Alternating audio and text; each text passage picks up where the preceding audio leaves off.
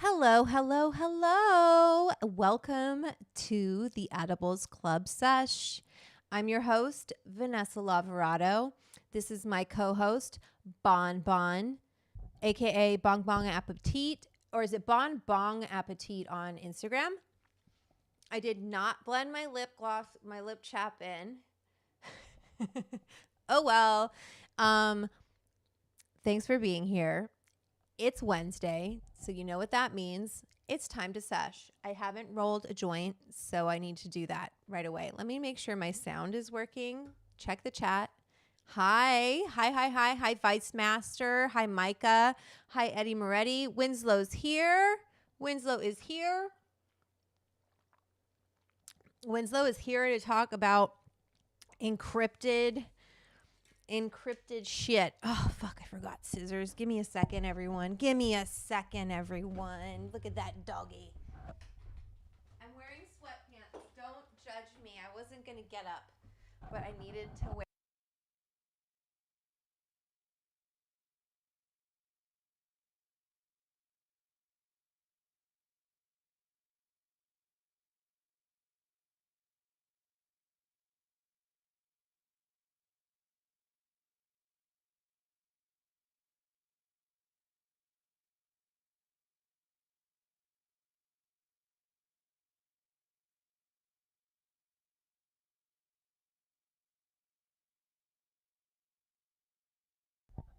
I didn't even mean to touch it. It just touched. Sorry. Mic is muted, of course. I just barely, you know what? When I try to turn it off, it doesn't turn off. When I barely graze it, it turns off. So, you know what? I can't win. As always, the mic is on, right? Okay, good. As always, we want to give a special thank you to Cornerstone Wellness in Eagle Rock, California. They're awesome and we love them. So you got to make sure to go if you're ever in Los Angeles and you want to go and check out an amazing shop with super educated and wonderful bud tenders. Make sure you go and say hi to them for me. Those are all my friends. And it's right on Colorado Boulevard, right across from Target. It's a wonderful little shop. It is a tradition, right, Eddie Moretti? If I don't turn off the mic at some point, where's the humor in that? Hi, Madam Dram. Wow, lots of people today. We love to see it. So I'm going to roll up a joint. We got Bonbon in the Bonbon cam. She hears her name, so I got to be careful saying that name because she definitely knows herself. Oops. Yes. I'm trying to book chefs. Lots of things going on.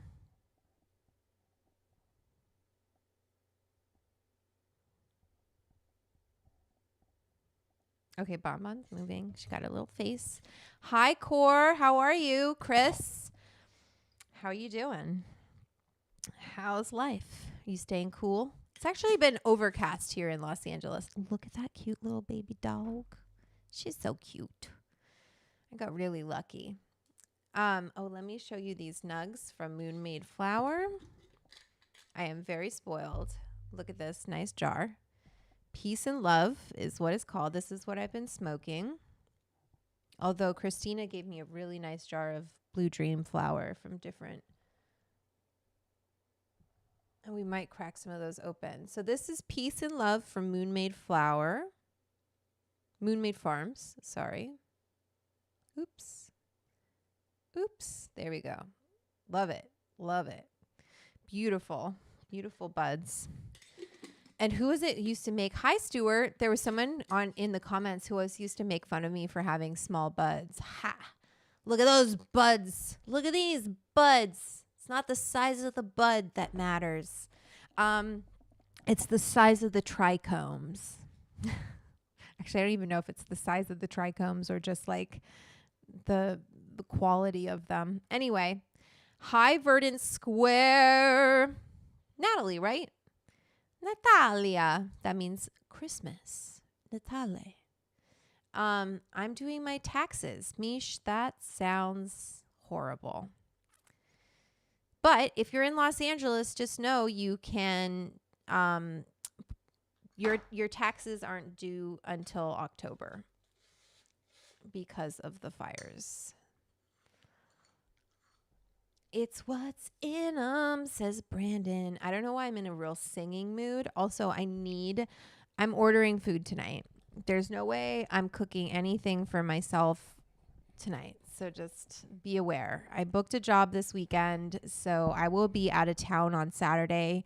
I'll repeat that before the end of this session. I'm sorry. I got to go, and it's exciting. I'm going to go and do this event with ILGM, which is a seed company.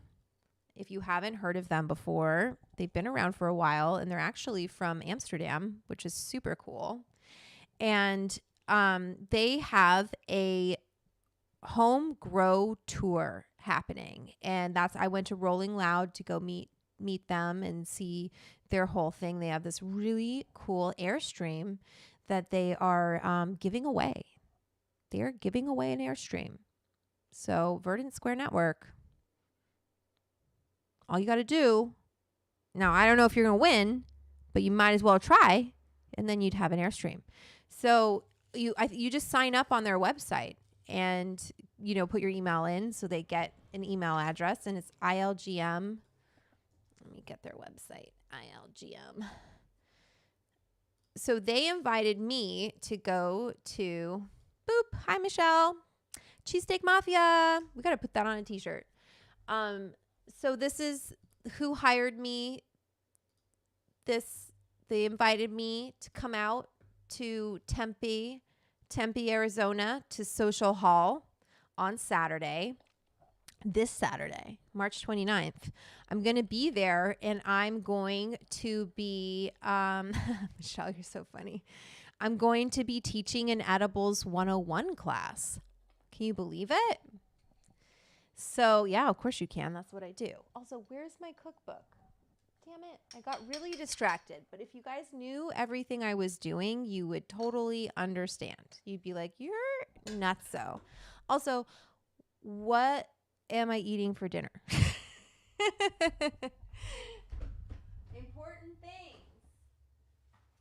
Don't look at my sweatpants. I'll get a copy of my book. Okay. All right. This is my cookbook.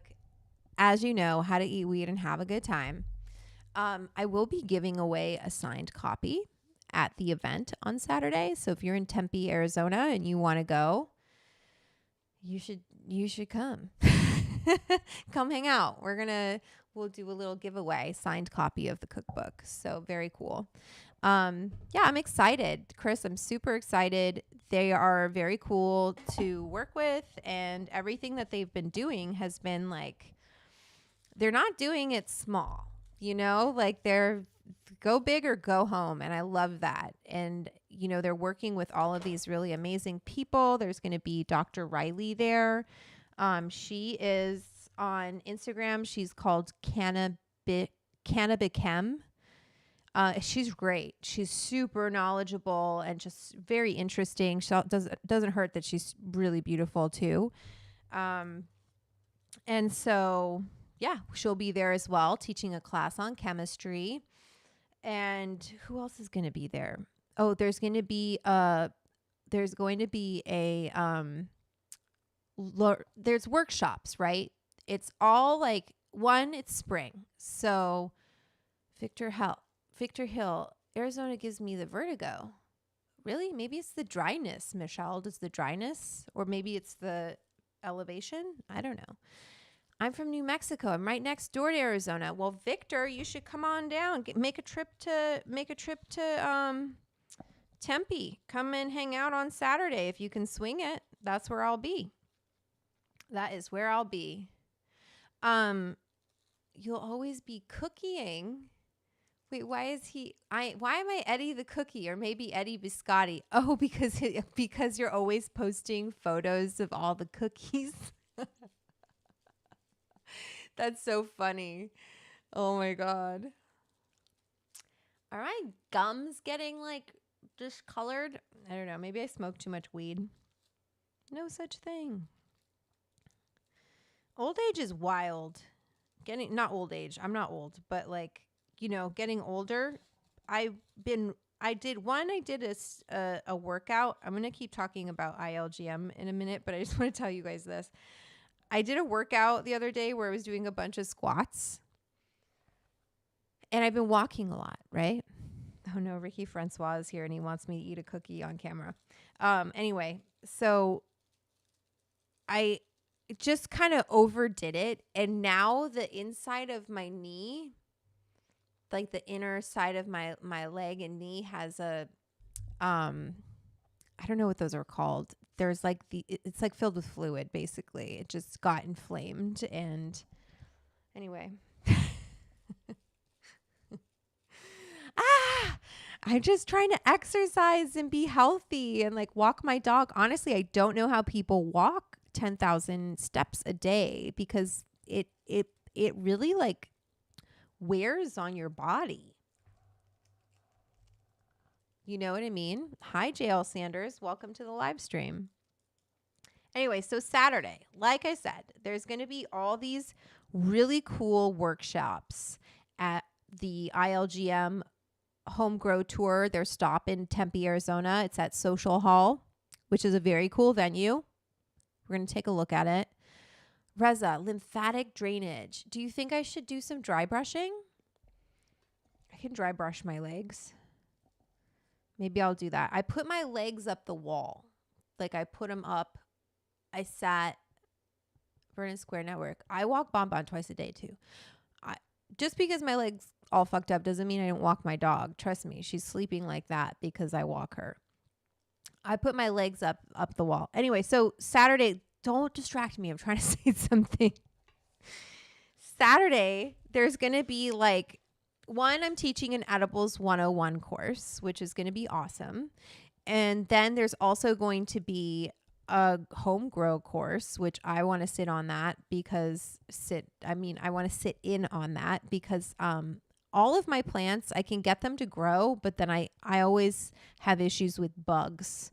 I had so many caterpillars on my plant last year that I just threw it out. I was like, fuck this. It's all gross. They like poop all over it. They just poop little black turds everywhere.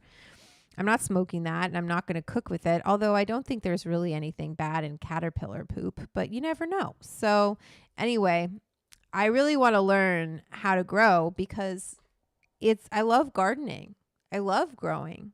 I love the process of it. I just get really just like bummed out when my plant looks so amazing and then, get some compression socks. Okay. What do those do? I don't really understand what they're doing. The compression socks. Oh, and where's my little thing? Let me see. I'm gonna add something. Don't get mad at me. No one get mad at me. I'm too tired. Okay. I think. There we go. That's what I wanted. Okay.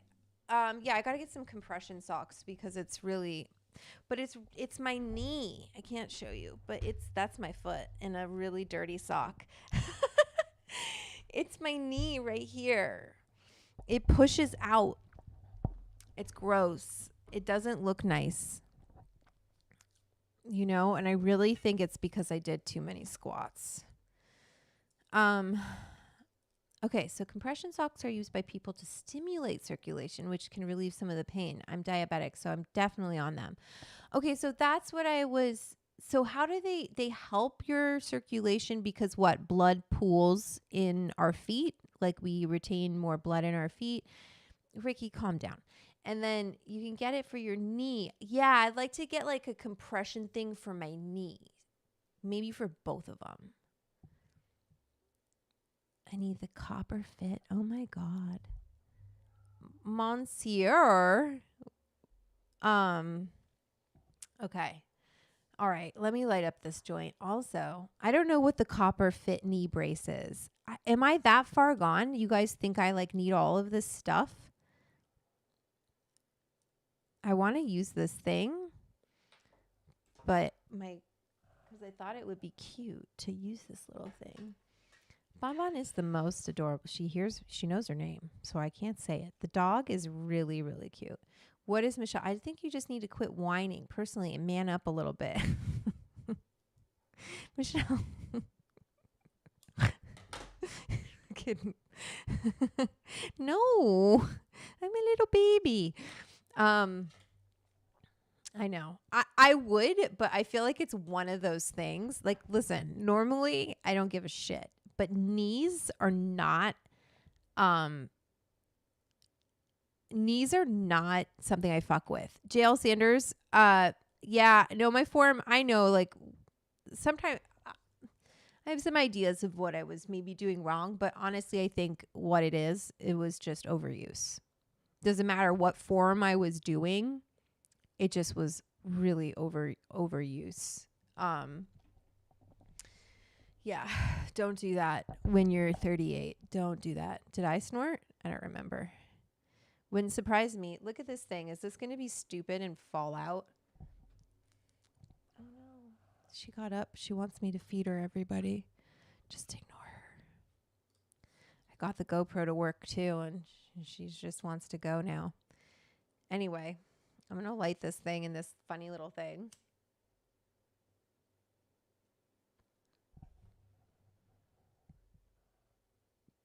You want dinner?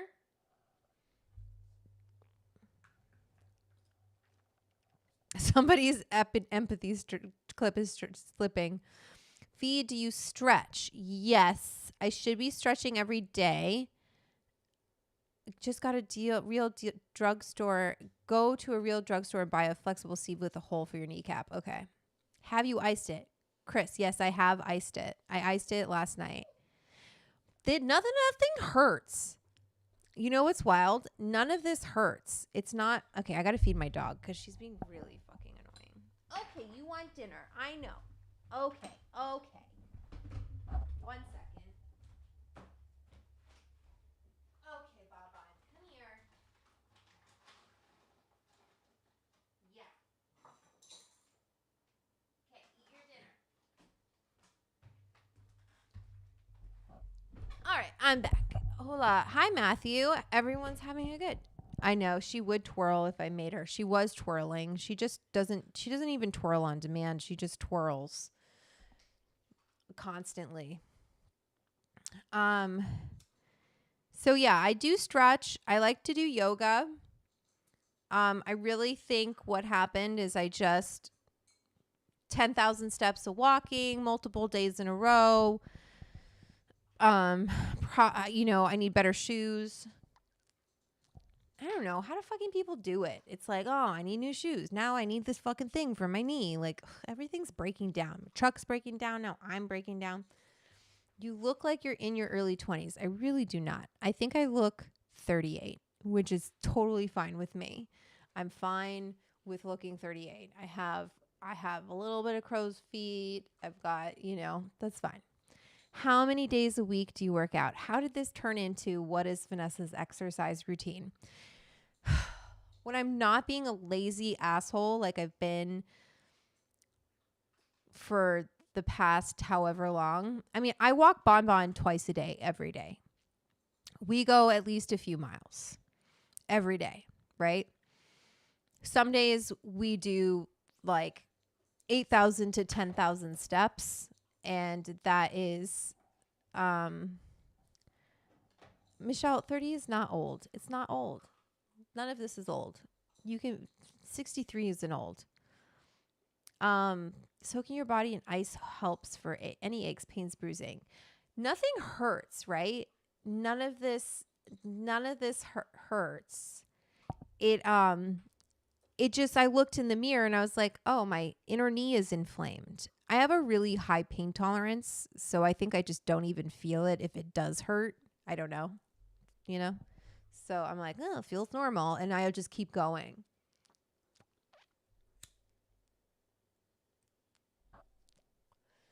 But I have a recipe in here for Michelle, you are fucking you kill me. Chris recommends the Ultras Escalantes. They are 0 drop, which are really great for keeping your legs and hips in line. Oh shit, let me take a screen grab of that. Just screen grabbed it. No, I will take any kind of shoe. That's what I mean. They are 0 drop, which are really great for keeping your legs and hips in line. I think that's what the problem is. My legs are they're not even. It's all about the golden ratio. What are you talking about? Talking about the face? How would you put her to sleep? Ohm bath bombs. I do love Ohm edibles.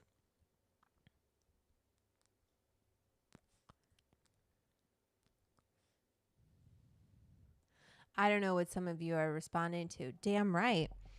Anyway, so that's what I'm dealing with. You had your dinner and that's it.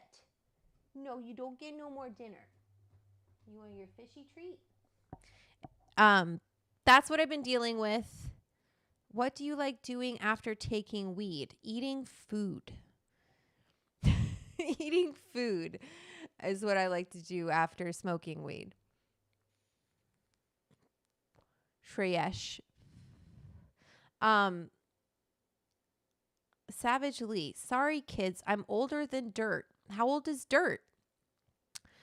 Mish wants to know what is your sleep position? Okay, one, I'm going to answer that. Sleep position is on the side. 2, Vice Master. I'm going to respond to that golden triangle thing. So that's that whole obsession that people have with this needs to be wider and narrower here.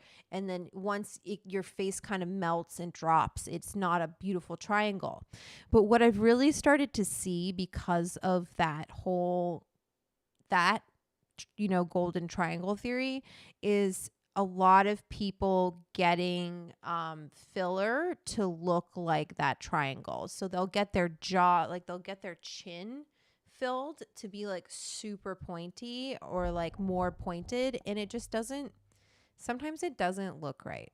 Like, I don't want to shame people. Do what makes you feel good. Trust me, I am no one to judge. I just think there becomes an obsession with like, this is what perfection is. So everyone is going after that same perfection. And then you get into this kind of like uncanny valley situation where everyone has the same face.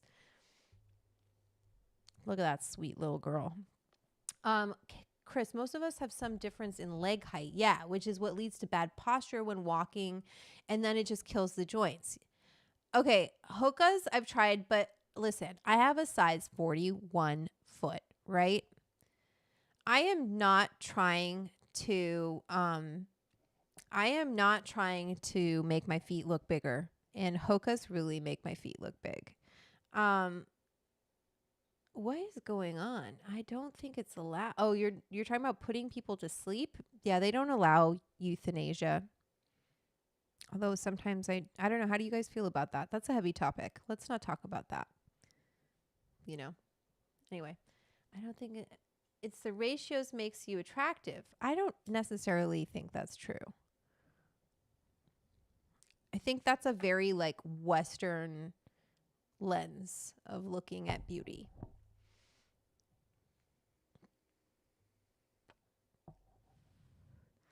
We're all perfectly imperfect. That's what my therapist likes to say. Um, who's hilarious? I don't know who, me or Michelle. Both of us. You guys are funny, man.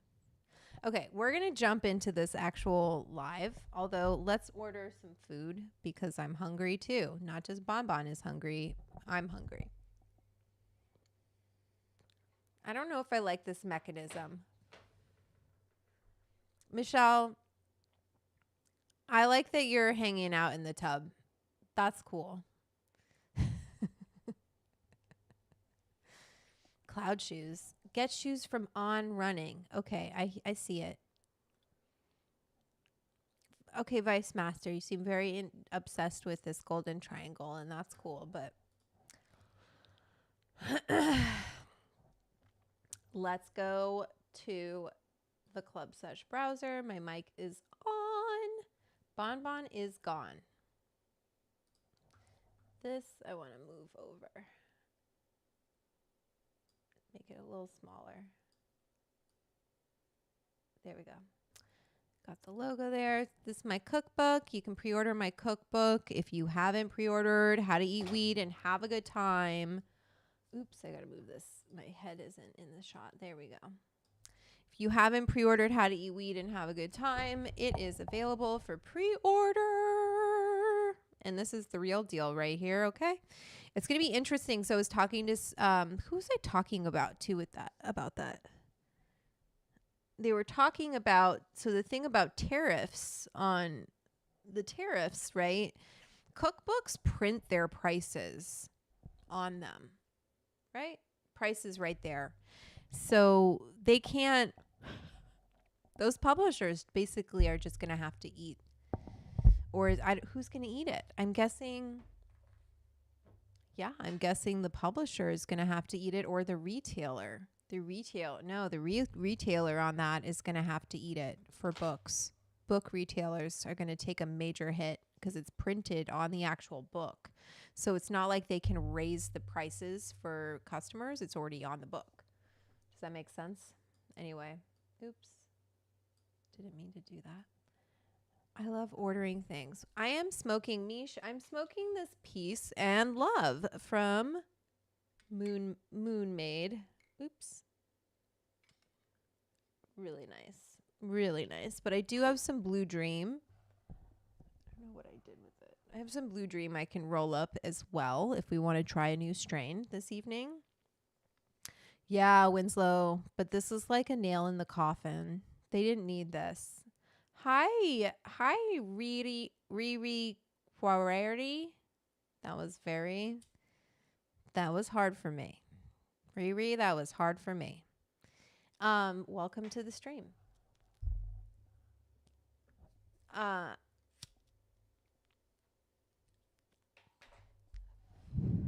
Peace and Love from Moonmade Farms. I love old bookstores. I love used bookstores. Okay.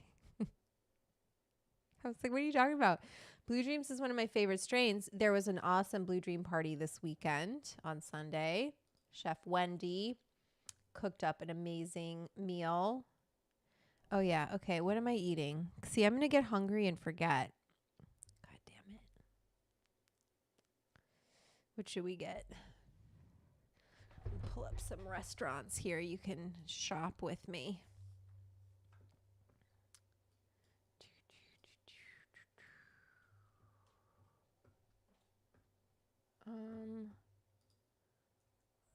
Let's see what's available. I can't do pizza because I've done pizza too much. I could, you know what I was craving the other day?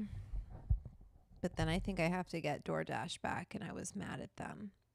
I was craving poke, and that feels pretty healthy. I'm trying to be not like eat pizza all the time. But I only like this one poke place. This is Poke Me. I only like all. Oh, wait, is this it? I think this is it. All about the poke. All about poke. Okay. I love fish. If you're on the west side, get potato chips deli. I'm not on the west side. Do I look like a west sider? No. Do you think Be Real would co-host with a west sider? Actually, I didn't even know that there was like beef between the west side and the east side of Los Angeles. Like legit. Like I don't go to the west side often because it's too far away, not because I dislike it or anything. It's not where I would choose to live personally. But go for Chinese. You wish they cooked poke. I don't want them. I always get shrimp. I get shrimp. But that's kind of feels like a messy thing. Maybe it's not messy. Ooh, they have macaron ice cream cakes.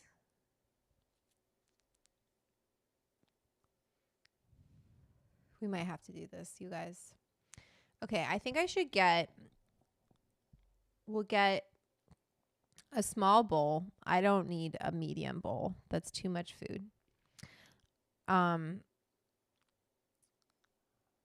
didn't know there was a beef either. We're just separated by traffic. Hi, Pete. You're right on time. So I'm ordering. Am I ordering poke? Is that what I'm doing? I think it is. We're going to be healthy. We're going to be healthy. Not that healthy. White rice. Although I heard like white rice, brown rice, not a big difference. Actually, white rice might be better for you. I like shrimp in mine. I don't like. Do I want anything else? I kind of just want shrimp. And that's okay if I get 2 shrimps. Because that's what I want. Or do I want albacore? No, I don't. I want shrimp. I just want shrimp. Shrimp. I'm going to get sick. You just watch. Me?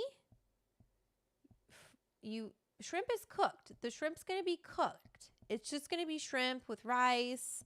And I'll have them put some edamame. I'm going to have them put fire ponzu. I fucking love ponzu sauce. I love ponzu. We'll do a house traditional. And I think that's it. No spicy mayo. No crab meat. Do I want crab meat? I don't want seaweed salad. I always think I want seaweed salad, but I don't want seaweed salad. And they have it twice here. Why do they really want me to get seaweed salad? Okay, I'll get seaweed salad. I'm so bad. I am always like, I know I don't want this. Okay, now we got to pick the sides. I'm almost done here. I think what we'll do is green onion, fine. I love fruit in mine, so I always get the pineapple, or if they have mango, that's even better. We're going to do a little jalapeno. We're going to do edamame. We're going to do wasabi. Then maybe I shouldn't do the jalapeno, but that's fine. We're doing ginger. Duh. And I want crispy garlic. I want fried onions. I want furikake. I want sesame seed. And do I want avocado? This is boring. I'm sorry, but bear with me. And here, let me entertain you. There you. Oh, shit. Oh, wait. Not that one. I want to move this one. There you guys go. There's the bonbon.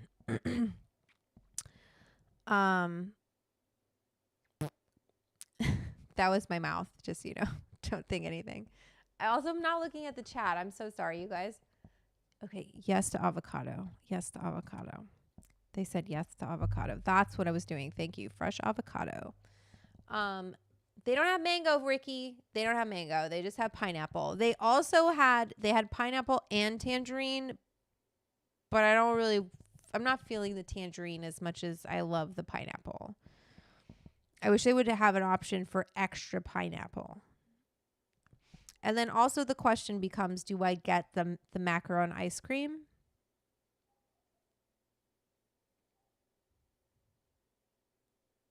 What do you think? Cooked poke. Who knew? Is this traditional? I don't know. It's shrimp. They're not serving me raw shrimp. But also we're also not I doubt this is very traditional. It's not what my cousin would serve me. Run the intro music while you choose the food. It can be a food ordering segment. I'd have to find music. I have that one song. I don't know how to run it. Honestly, I don't know how to run a song while I'm live. I don't know how to do that. Fried pickles? Where are we talking about fried pickles? Okay, I'm going to get a macaron ice cream because I am. I think we're going to go with strawberry or green tea. I don't want green tea. I'm going with strawberry, and we're calling it a day. And I'm getting... Ooh, they have... No, we're good. Okie doke. Ordering. Leave it at my door, baby. Give them a nice tip. Done. Just press play. I don't know where that song is. I have to play no copyright music, right? Because otherwise I'll get in trouble. I do love fried pickles. I do love a fried pickle. Okay, so we're going to look at seeds. I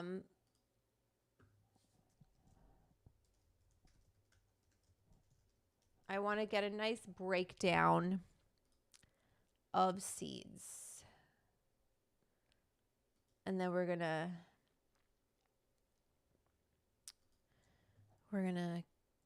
go from there. And hopefully my food doesn't take too long. Wait. Wait. Okay. Look at my cute dog. She's so sweet. Okay. Put my I always call them earbuds because I'm a grandma and I like to say things incorrectly. Airbuds. Put my earbuds in. Okay, so we've learned how to determine. Ooh, I like his voice. Okay, so they're going to teach us the gangier. They're going to teach us how. Let's subscribe. Teach us how. What do they teach us? Germination. Definitely something we need to learn about. Determine viable seeds from unviable seeds. We've learned how to collect our seeds. Let's dive into germination. Okay. All right, well, we've done a little demo here where we started seeds on Sunday, Monday, Tuesday, Wednesday, Thursday, and today is Friday. To give you an idea of how soon or how fast and how they actually germinate, what they look like. And so what sort of conditions are necessary to germinate seeds? Warmth is good. 70s, even 80s is fine. You want to never let them dry out once you start with the water. And probably that's why I'm waiting to germinate my seeds, because like once that life is started, if you take the water away, not good. Isn't that interesting? It holds all of this potential. And it's not like, but once that potential is started, you know, there's no like restarting it again later.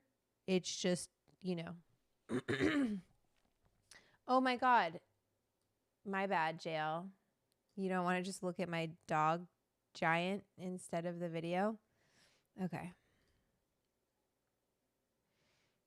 You gonna Probably play? the most common way even commercial greenhouses will do this, will start these seeds in paper towels.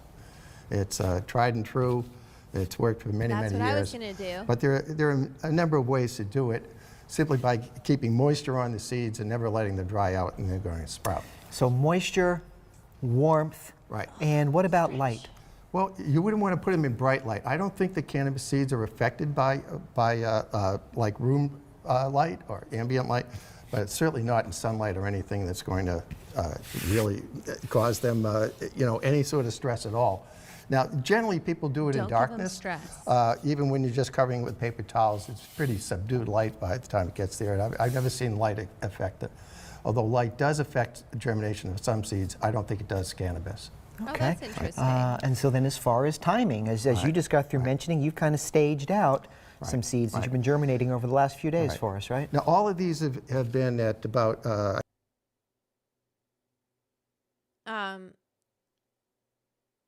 Oh, Reza, you grow it in your coat closet. Tell us what you're growing, and have you ever bought seeds from ILGM? You should check them out. Get a chance to win an Airstream. Michelle has 4 seeds. Are these like seeds that you're buying, or seeds that you're just getting in like when you get seedy weed, which doesn't really happen anymore, because they cultivate to not have seeds. I just gave a friend some old Blue Dream bag seeds from 2013. We'll see if they sprout. Good luck. I don't think so. Like at a certain point, seeds they're not viable anymore. But you buy it at the seed banks. That's cool. I started growing a little over a year ago. It was like a lot like cooking. It can sound harder than it is. I think it's just like just like cooking, right? The cooking itself, some of it obviously it takes some skill, right? Your hands, you're working with your hands. But a lot of it is just patience and timing and paying attention. And that's the same thing with gardening, and that's why with my cannabis plants just need so much attention. They're super needy, in my opinion. My chard, you think I'm out there picking caterpillars off of my chard right now? No. That shit is like happy. Doesn't matter if there are caterpillars on it. It's still going strong. Cannabis is like, it just attracts these bugs. They really like it because it smells. It's those. I'm like, aren't terpenes supposed to deter? Like, aren't they trying to deter those bugs from eating it? But I don't know. My mom was growing a plant in our hall closet when I was in middle school. Only years later did I realize what it was. That's hilarious. Well, she's not like a regular mom. She's a cool mom.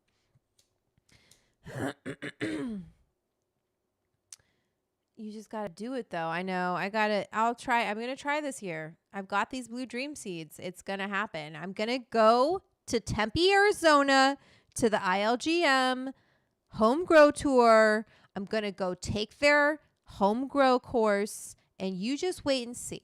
Okay? I'm going to be an expert. I'm going to be better than I am right now. Yeah, Michelle, I get that. I'm sorry.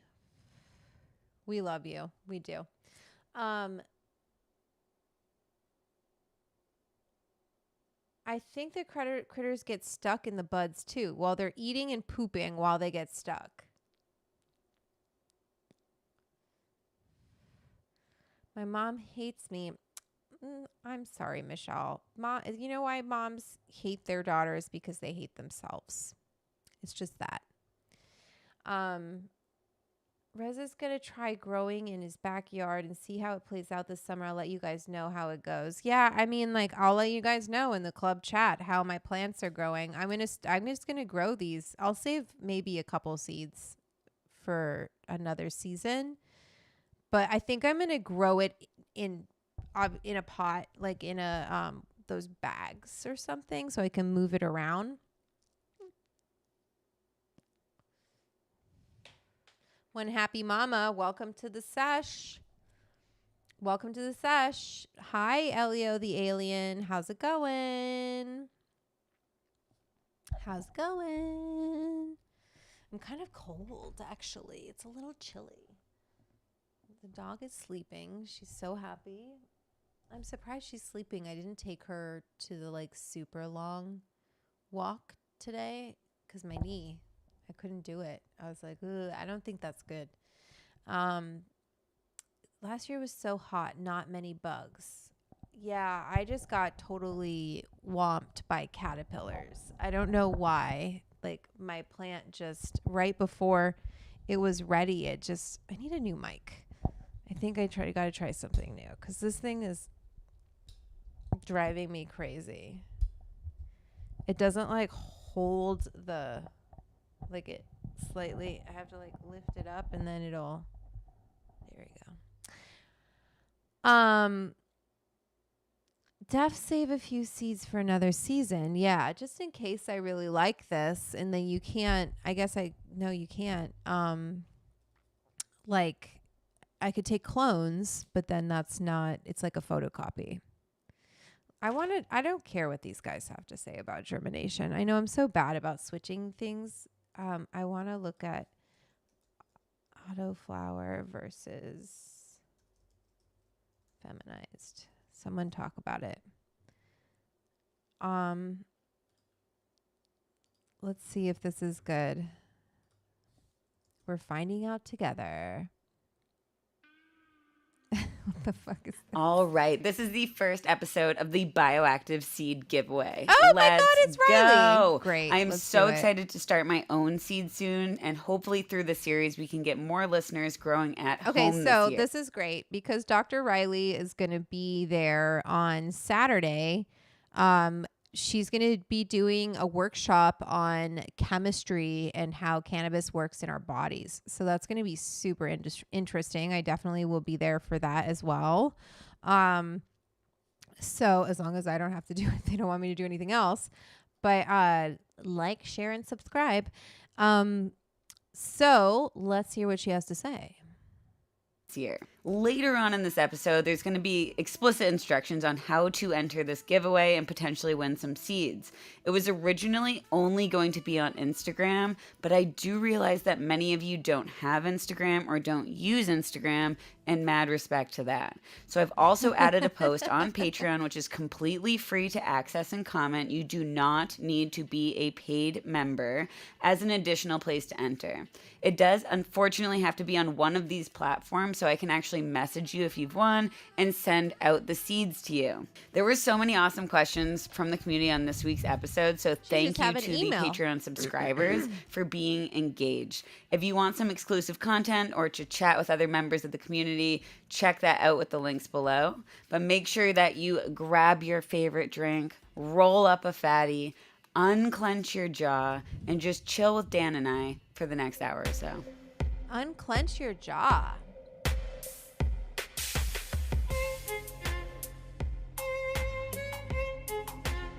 I wonder if this is live. This must be live, right?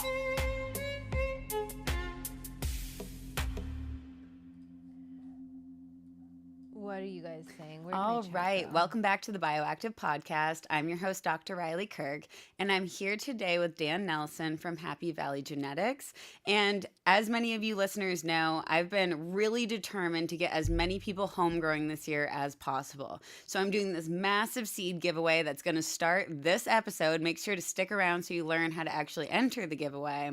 But then I was talking to Wait, Michelle, are you getting mad at people for not joining the Patreon? I only have one feeling left, so you have to be very careful. You're so funny. You don't like us? That hurts greatly. You're so funny, man. You crack me out. You crack me up. I like this. I do too, Pete. Have y'all seen Night at the Roxbury? Yes, like this. Right? Isn't that right?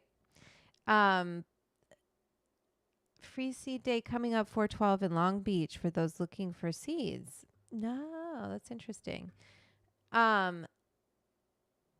Okay, let's keep watching what Dr. Riley has to Dan, say. and we were like, Maybe we should actually talk to people about the different kinds of seeds that exist because there's a lot of language that gets tossed around in the seed world that's like not normal language. So Oh, that's what yeah. this episode's for, is to talk about the different seeds, cannabis seeds that you can purchase and essentially like what these terms mean, if some are easier to grow, if some are better for different environments. So welcome to the show, Dan. And if you wouldn't mind just kind of giving a little overview of what you do at Happy Valley and how you got involved in the cannabis space. Yeah, so absolute pleasure to be here. I love the topic. Like yourself, I want as many people to be growing as possible. It's way easier than the internet forums make it out to be. Wow. A little bit about my background. I started growing cannabis Hi, a little Raquel. over 15 years ago. I was a medical caregiver. So my introduction to this plant was through stewardship and freely giving it as medicine. Very That's cool. not to say I don't recreationally consume. That's the closest thing to a hobby I have. And yeah, about 6 years ago, I made my way to Happy Valley. I wasn't really an advocate of the rec operators for a long time, and didn't see myself migrating in this direction. But after meeting with the leadership team at Happy Valley, our ethos was in line. Stewardship of the plant was paramount, and that was really something that checked my boxes. So I started with Happy Valley in the cultivation department as a cultivation lead, and Oops, then sorry. climbed through the ranks. And when we decided to launch the Happy Valley Genetics sub brand, it was kind of a natural transition for me to speak on behalf of what we're doing. Super passionate about cannabis, and prior to Happy Valley, I worked in hydroponic distribution. So I was working with, Wow. everyday mom and pop hobby growers, giving them, cut and paste SOPs and helping them troubleshoot. So it was, like I said, a natural transition. Oh, love that. Love where you started too. It's all about passion and representing the plant and getting people access to medicine. That's always the goal. I also want to share with people, if you're not familiar with how beautiful cannabis seeds are. They They are are really gorgeous. And this pretty. is actually, I'm going to just plug my own book here, but this is how my book starts. And I think it's just absolutely gorgeous looking at the seed, looking at it start. And then this is how Okay, so Dr. Riley has a book called Reefer Wellness. That's what she called it. Great title. So I think you can buy it now. Like it's out for sale. You don't even have to wait. Like you have to wait for mine, but not for much longer. this is how the book ends with Beautiful the little photos. plant. So I think that's just a fun little moment. Congratulations, by the way, on the launch of your new book. I saw that on Instagram today. Thank you. Yeah, so let's just dive into seeds because I think Oh wait, why did it move over? Sorry, Winslow. Thank you. Why is the 1 second? Can I click this? My food's about to be here, so Bonbon's gonna get crazy. 1 second. I gotta get a hold of. Why won't it let me take the browser? God, this is annoying. OBS just like.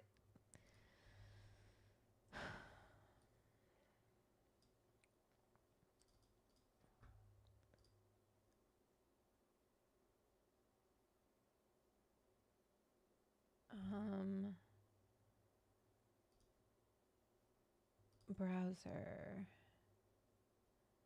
I'm sorry. I'm trying to like.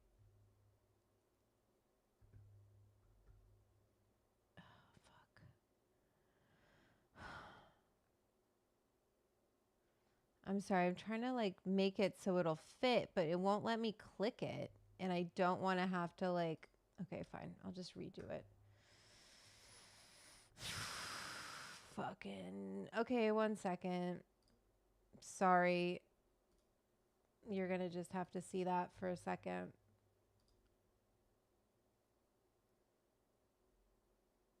Um,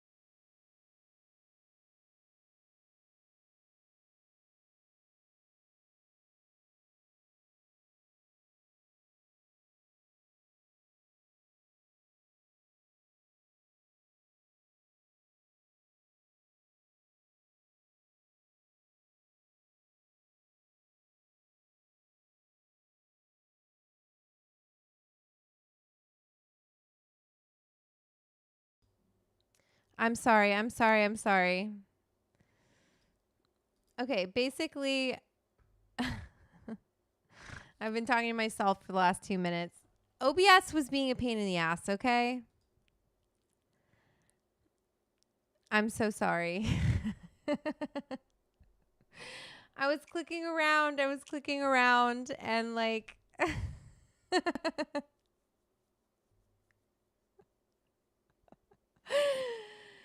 it wouldn't let me move the browser window for whatever stupid reason. It wouldn't let me click on it because Winslow will tell you OBS is a little bitch, and I don't know what I need to do to like help it. I'm sorry. I don't know what to say. I'm so sorry. It it's not less than 20 minutes.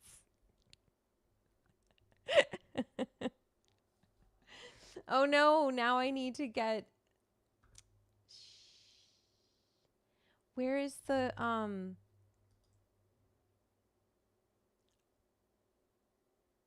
okay, we have that, but I don't know if it'll play the sound. I don't see the sound.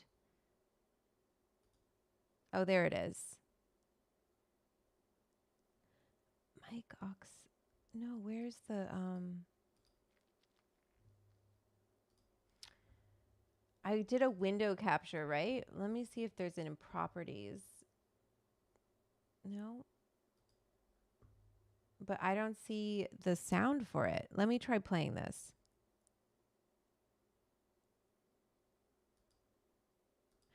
Okay, tell me if you can hear this. Can you hear that? I fucking hate OBS right now. Oh my God, I'm gonna have to do this again.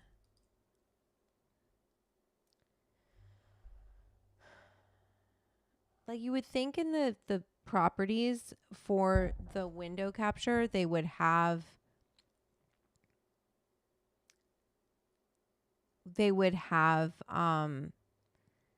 like audio. Like here's how you connect audio input capture.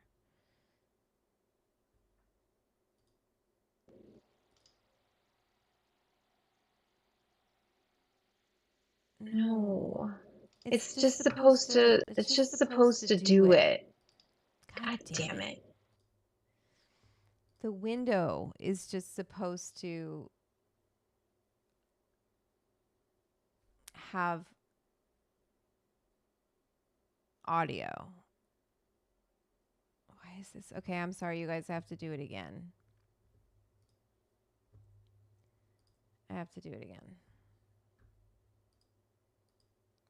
Try this one more time. So I go to, is it display capture? No, it's window capture, right? And we're going to call it browser to, and we're going to go to Google Chrome. Oh God, so big, but I don't see it. Nope, still no sound. God damn it. Oh no, he's going to take it to the wrong one. Oh no, he didn't. Oh good. That's my food. Oh, calm down, Bonbon. She's getting all excited, all hot and bothered.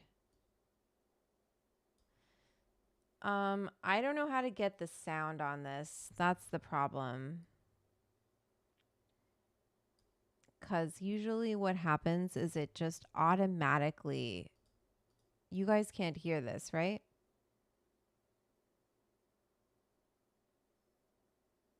You can't hear that, right?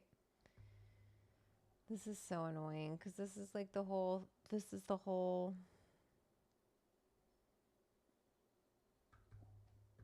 this is the whole show.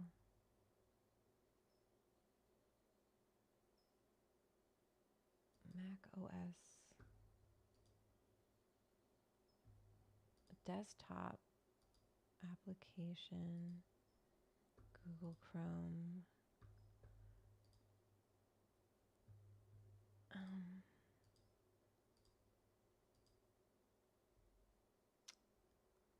Road. Let me see if this did anything. I will happily talk Oh my God, you guys. Can you hear that? Did I just do it? Can you hear it now? Tell me if you can hear this about now. cannabis for as long as you'll let me. So yeah, jumping right in. Photo Can you tell me if you hear that? I'm going to go get my food and I'll check the comments. I'm going to play it. periods are what we've historically cultivated indoors, outdoors. It's when we think about cannabis, we think about photo periods typically. Photo means light. Period is obviously a length of time. When we give cannabis 12 hours of dark and 12 hours of light, it triggers the plant and tells it to go into flower.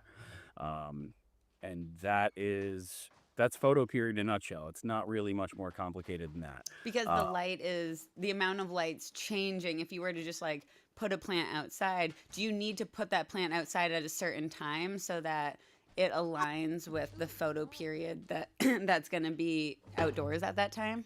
Well, so if your daylight hours are longer than, say, 14, that's where you get into light deprivation.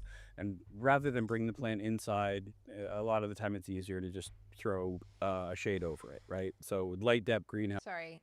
You guys don't even know what I had to do to make that work. I need to put my ice cream in the freezer. Or maybe we'll leave it out. I'm going to eat it right now. Let's be real. Okay, thank you, Pete. That was a real pain in the ass. It usually like adds it, just automatically adds it to the sound when you add a window capture. But for some reason it didn't want to do that. So I had to do it separately and it was very annoying. But now I have my dinner and I'm going to eat it. Greenhouses, that's typically how they work. If you have longer than 12 Thank you, hours, Pete. you mechanically shorten that with some kind of shade cover. Gotcha.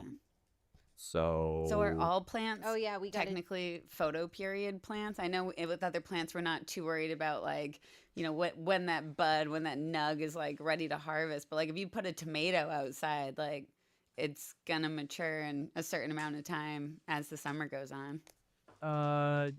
Yes. So tomatoes, I can't speak to tomatoes with the same confidence as I can cannabis. But tomatoes require, I believe, pollination for them to produce those fruits, whereas cannabis does not. Does What it we see need on cannabis is pollination? that with the female plant is just that female flower, and Right. the goal is not to pollinate unless you're We don't creating want seed. the seeds. Pollinating a cannabis plant, a female cannabis plant with male pollen will result in Pete lots and lots of 181. seeds, which is great if you're Happy Valley genetics, but not great if you're got a 4x410 in your Pete basement. 81. Yeah, anyone who's had Raffle a few male ticket plants if you knows want how much to pollen enter they the really raffle. do produce too. It's like an 100%. astronomical amount, and you're like, oh my gosh, that's now absolutely everywhere. And it's my worst fear as a cultivator, not only in my own garden, Seeds. but having something go full on herm in somebody Or else's. herming out. Can you We explain what go that through. means, full on herm? Yeah, so we're going to talk a little bit about the quality of genetics, and one of the biggest qualities for me is sexual stability. So I want my female plants to Oh, wait. be stable enough spicy. Oh my sexually God. so that when they Okay, so this is my poke. All about the poke. All about poke. What? Okay, I'm trying to do this without spilling it, okay? Hold it there. There we go. Not bad, right? Looks pretty good to me. Shrimp, edamame, pineapple, crunchy garlic, crunchy onions. Like, is my breath gonna be hot? Yes. Does Bon Bon care? No, she doesn't. Bon Bon doesn't care if I have stinky breath. In fact, she prefers it. She prefers my stinky breath. Don't you? Okay.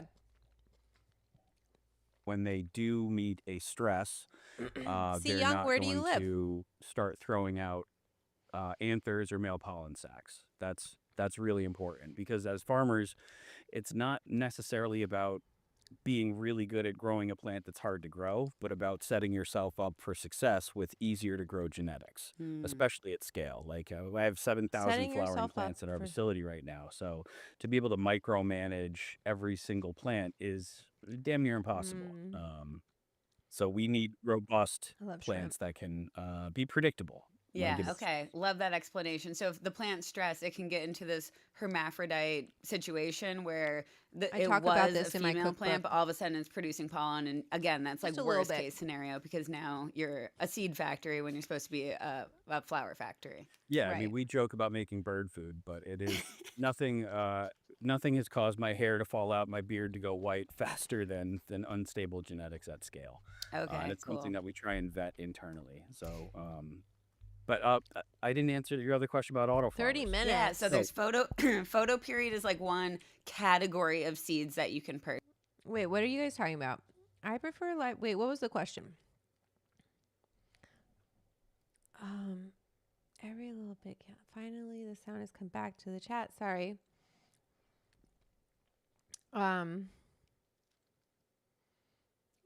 I prefer live resin sugar. Wait, where are you getting that though?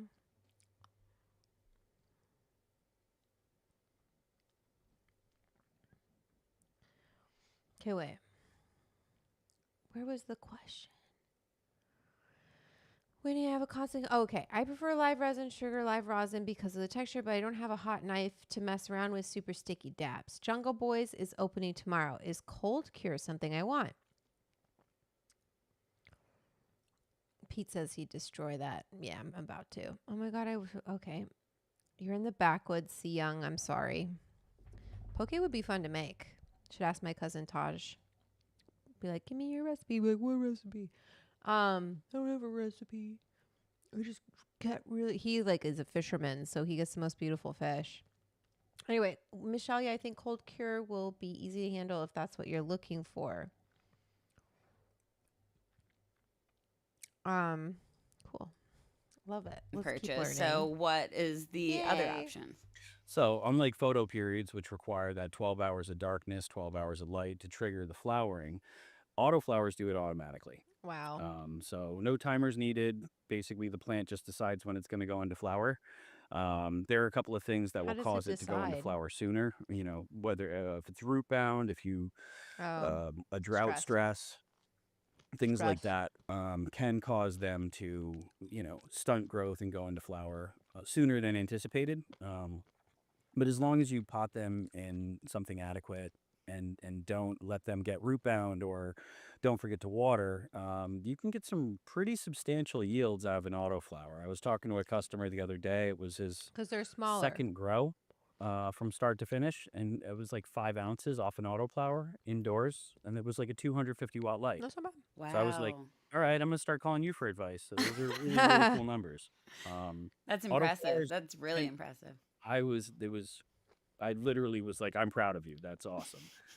Because part of it is like I like help. What is fast cure?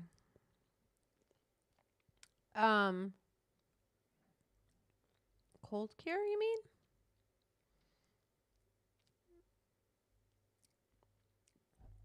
Everyone wants sushi. I'm sorry. Although they gave me crab and I don't remember putting crab, but I'm still going to eat it.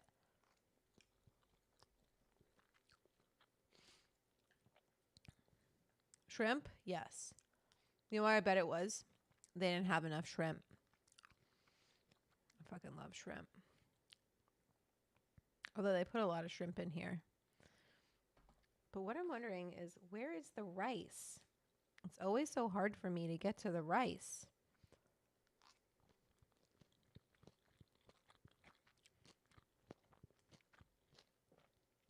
But there's really nice ginger. Helping people get become self-sufficient in terms of their Winslow, cultivation, are you still here? Will you and explain also like cold to cure? see things that we produce thrive Sorry. in someone else's hands. So that was a double whammy for me. Oh, very, very cool. So, when growing an autoflower plant, do you need to control the light cycle at all? Is it beneficial at all, or can you just keep it on like a 12-12 cycle all the time? So I have No, talked you to a can't number of have people. any. When people are buying seeds, if they buy a photo and an auto at the same time, I will follow that up with a phone call and an email. Hey, just want to make sure you know that this is a photo, this is an auto. And I have some people that throw autos in with their photos on a 12-12 cycle, but you're not going to get the fast finishing time or the bud density that you're capable of getting with an auto if you give it more light. Hmm. So Oh. I like to recommend autos for Oh. Wow, this guy's really smart. beginner growers because there's less infrastructure needed. You don't need a separate veg and flower space Do you because recommend it for beginners growing indoors or outdoors? Like if you're a beginner in general, it's a good starting oh, point. I think so. I started with photos, and so that was easier for me. But autos also weren't as as Common. stable and highly developed as they are now. Gotcha. So the quality of flower is there now, whereas it was like joint weed 10 years ago. Um, but yeah, with Wow. autos, if you are, they're great for outdoor because there's plenty of I like the sunlight and idea of that. intensity in peak summer, and there's fast finishing. Batch So finishing. in That's what I 65 need. days with direct sun outside on some cultivars, you can avoid the super damp fall weather, which leads to bud rot and takes, anywhere from 20 to 80% of your crop at the end of the season. Okay. So autoflowers are a great way to. So that's what my auntie does on Kauai because Kauai is super wet and mold, it just happens, right? So she does the autoflower. Especially in New England, you know, get your plants out of the ground and harvested before musty, muggy September and October. I think I need to try that this year. This last Yeah. fall was just stressful for me. I See? was And it was just a dry season, right? Like, yeah, and it was just like we had an early snow, like a really early snow, and like You can veg a photo when you were growing. You can veg a photo when you were growing autos.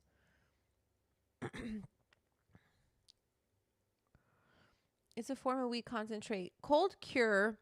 Okay, listen, I'm not sure totally positive on this, but cold cure, I'm pretty sure we can look it up.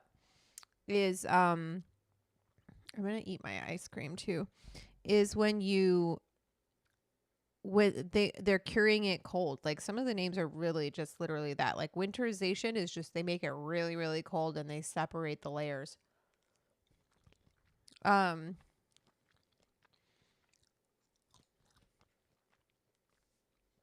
Unless someone knows better than I do what that means. mid-October or something, and that's early for us. And I was like, oh my gosh, I still have plants in the ground. Like it was Like just they're curing it it was cold. it was a lot. So I think I need to try that or just shorter grow times in general. But good to know that there's so much significantly shorter.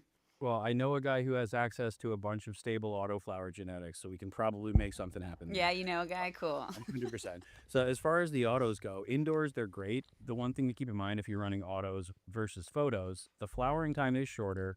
The whole duration of the grow is shorter. From germination to But harvest, that's good. 70, 80 days Maybe the max is caterpillars is what won't you're get looking at. mine. Um, Whereas photos can be Is this annoying that I'm starting eating this 90 while we're days and watching a then going up video? from there, depending on how big we Tell veg me them. in the The other thing to comments. keep in mind is that autoflowers, to get that fast finishing time indoors, need lots of light, especially Mm. if you want that bud density. So as opposed to your photo flowering tent, which is 12-12, you'd be 18, 20. Some people even run 24 hours. I don't. Really, I was gonna ask that. I've heard of that, but that scares me just because just knowing plants and like Bye, what they go Winslow. through day versus night. I'm like, is that make sense at all? I mean, I like Okay, it. Ricky, calm So down. it's kind of the same conversation we have when we talk about vegging plants, right? Some people do 18/6, some people do 24 hours a day. I was always 24 hours a day until I got to this No, you commercial can't have scale. this. And then I think power consumption is a big part of it. But I never saw anything night or day compelling me go this way or go that way. But for application of IPM products, a 6 hour window of darkness is really, really valuable. So to be able to mitigate pest and pathogen pressure and also keep your electric bill down a little bit, 18.6 Bonjour, is where I've landed madame. now, and it's difficult to turn back. But Cool. And I yeah, know you're not a geneticist, but this is just a question. I've heard I it a just get million hungry. times that autoflowers come from I'm gonna eat this cannabis dirt right now. ruderalis genetics. That's true. It's dinner true. time for me. Yep. Okay, awesome. Yeah, because it's pretty Wait, what did she amazing that say? people figured that out. That I need to listen to her again. I didn't Really, hear her. really valuable. So to be able to mitigate pest and pathogen pressure and also keep your electric bill down a little bit, 18.6 is where I've landed now, and it's difficult to turn back. Super But cute. And I yeah, know you're not a geneticist, but this is just a question. I've heard it a million times that autoflowers come from cannabis ruderalis genetics. That's true. true. Wow, Yep. Okay, that's awesome. cool. Yeah, because it's pretty amazing that people figured that out, that these autoflowers can be stabilized and that this is an alternative way of growing. So Wow. I completely agree. I actually got when I was in health class in high school, a teacher. Okay, I gotta eat this. This is a strawberry macaroon ice cream sandwich. Um, Michelle is a boss. Oh my god.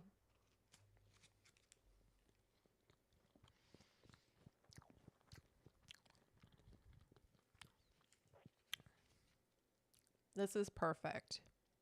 This is perfection.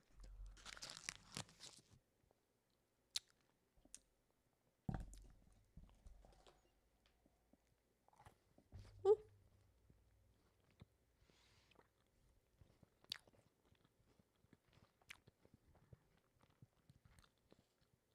So good. Oh my god.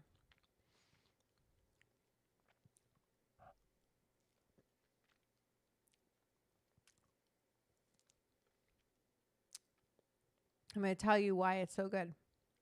This is not in the cookbook. I bought this from All About Poke. It's called Brick. www.facebook.com/brick page.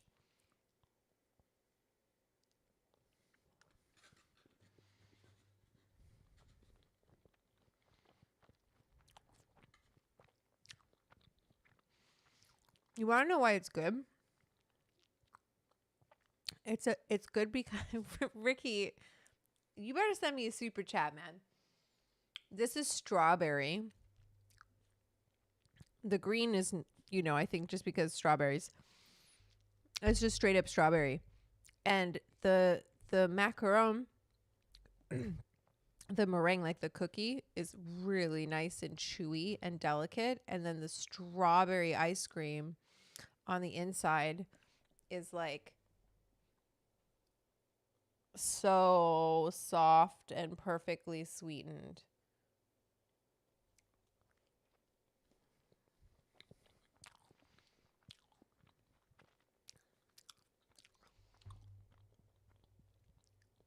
I ate it all. I ate it all. I'm sorry. Wow.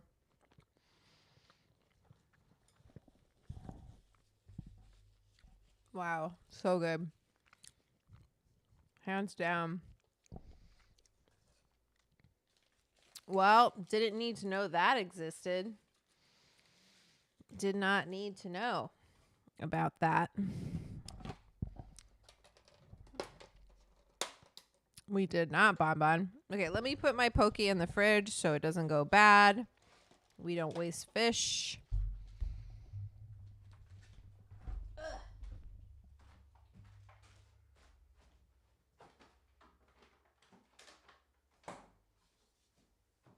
Okay.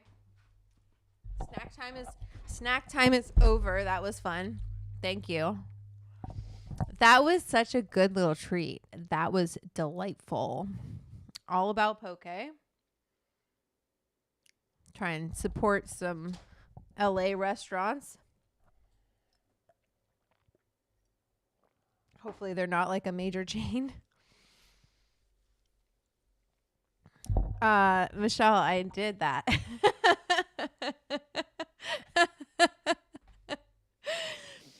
You know what that's called? That's called being an adult. And I don't, I could have started my dinner with that ice cream.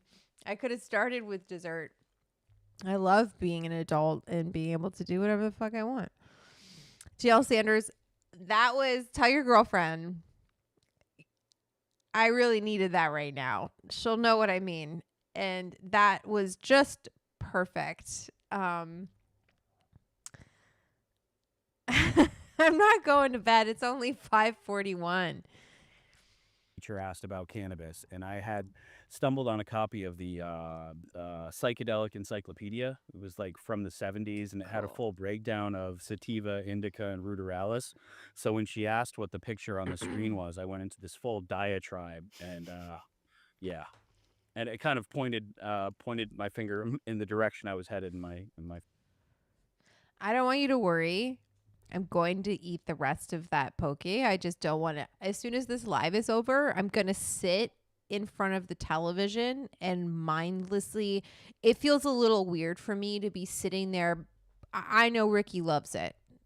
Ricky, this isn't all about you and whatever you're doing while I am eating food. This is about education, and I feel a little distracted when I'm eating.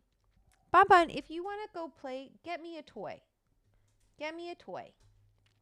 Um, so that's what is about. But I think that cost me, I mean, I can tell you.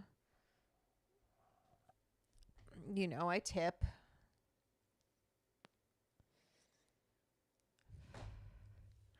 Like $40. Ridiculous. Totally stupid. But was it worth it? I kind of like needed it right now. I did need that. It's good for my thyroid. Seaweed. Anyway, I loved it.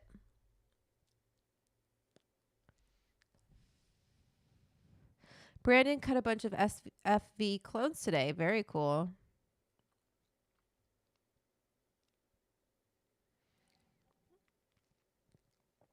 Working out an overtime schedule. Whoa. Don't work overtime. My future career. There's Um, usually signs at a young age. there were signs. There were lots of signs, but shout out Miss McGuire. Yeah, that's awesome. Shout out.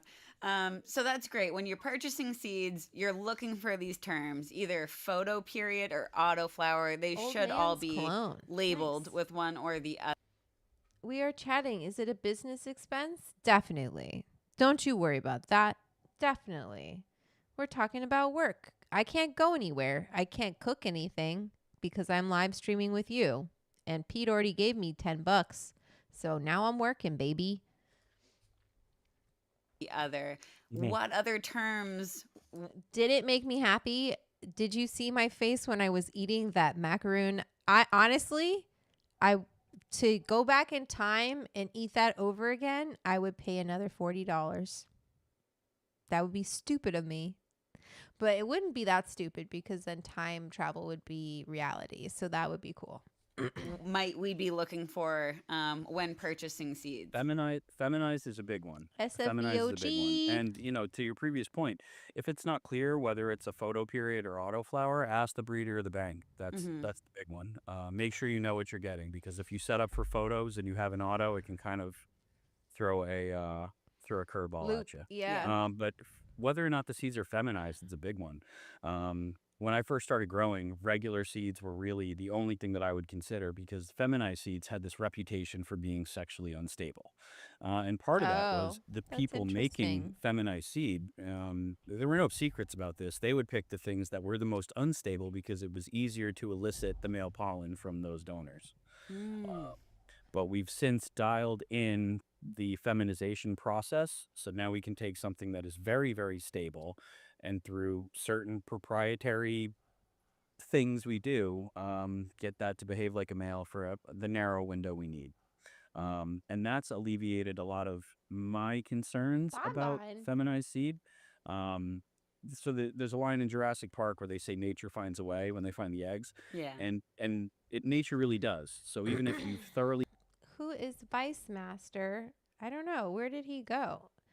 Eddie, make a good OG documentary.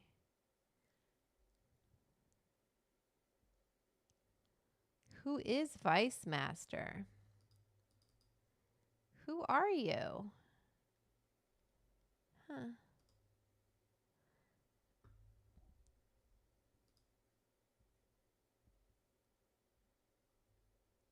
I don't know who that is. It's weird. The silver chemical the crap out of them for the femmes. They silver. You'll have to explain that, Pete. I don't know what you mean by that. thoroughly feminized everything, all the genetic input material is female, right? So that everything that comes out should be female. But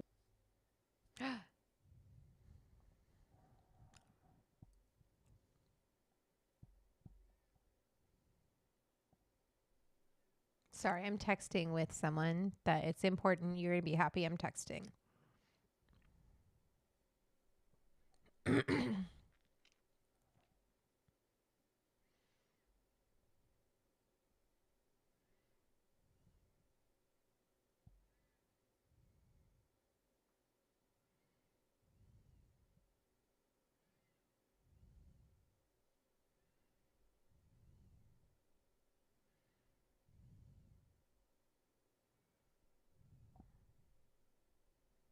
Sorry.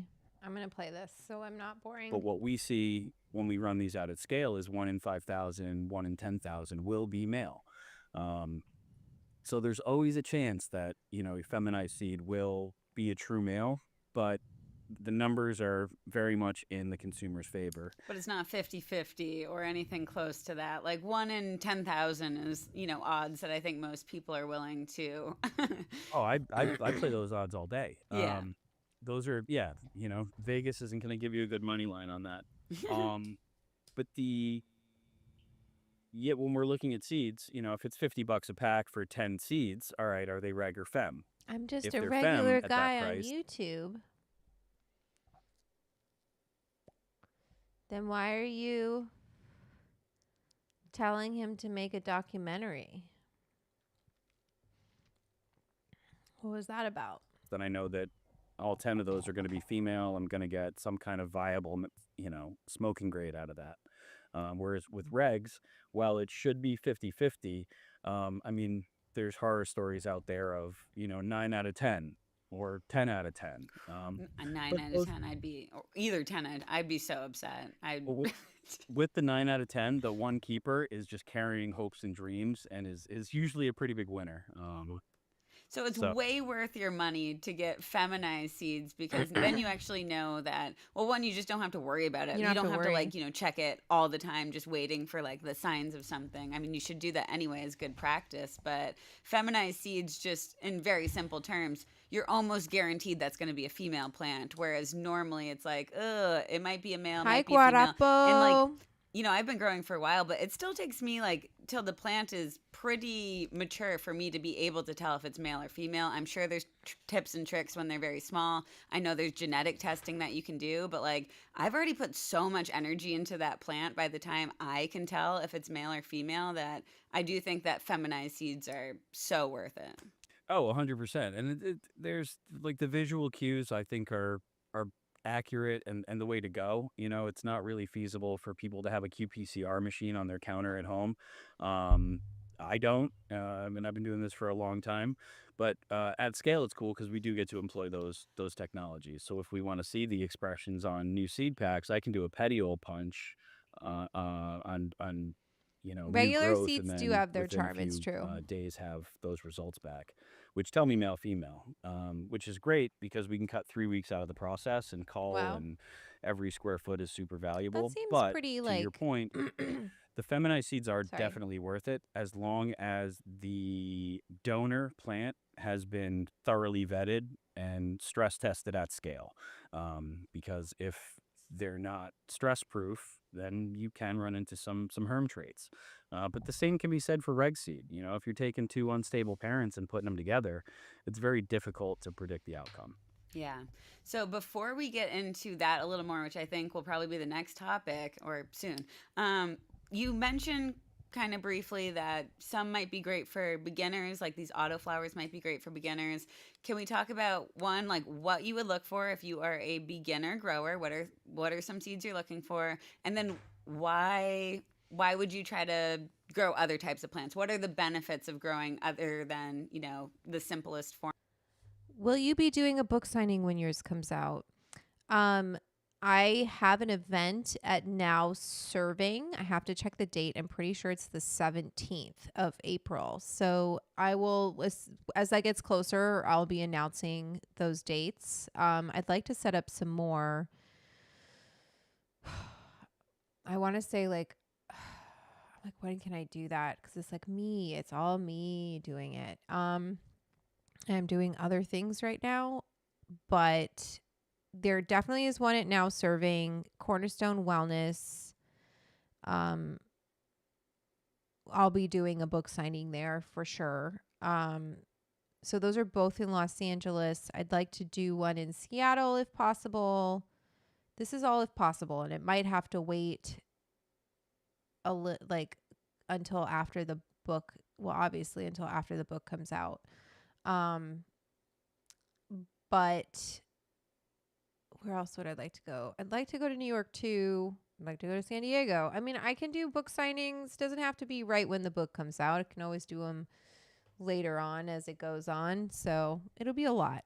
Oh yeah, San Francisco. I would love to do a book signing. That would be really cool. There's plenty of stories about San Francisco in my cookbook. Actually, Jen, you'll like this. One of the recipes in here, it's totally kooky crazy. It's called Go Banana Split Eclair. I tried to have a lot of fun with the names. Forget My Birthday Cake, Silly Vanilla Wafers, Nom Nom Nanaimo Bars. Here we go. The Go Banana Split Eclair. Look at that, baby. Isn't that cute? That's sweet treat right there. It's a sweet treat. I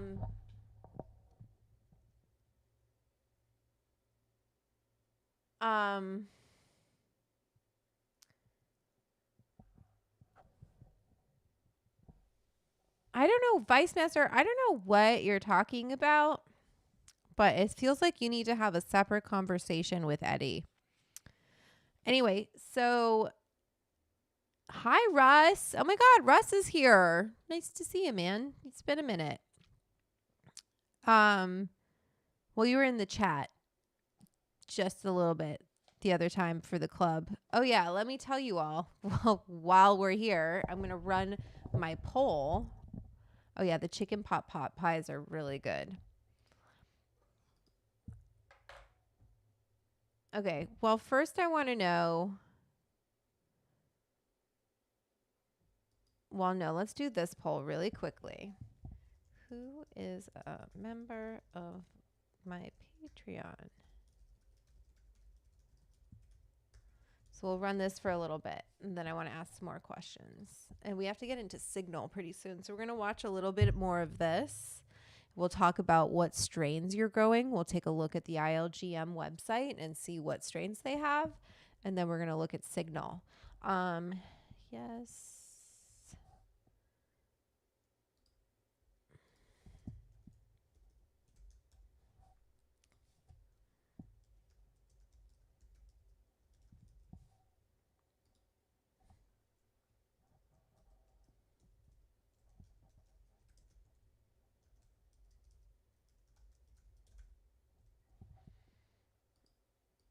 Okay. Here's your poll. Let me know. It's good for me to know. Ever thought about doing a cooking class or 420 dinner, something like the OG Bon Appetit episodes? Yes, I have. All them Jimmys made me think of the butter sandwich with chocolate sprinkles. Yum. Butter sandwich with chocolate sprinkles. I don't remember that one. I do love the chicken pot pies. Those are really good. They're hand pies, so they're easy to like dose, cuz like if you get, say you do could you dose a big chicken pot pie?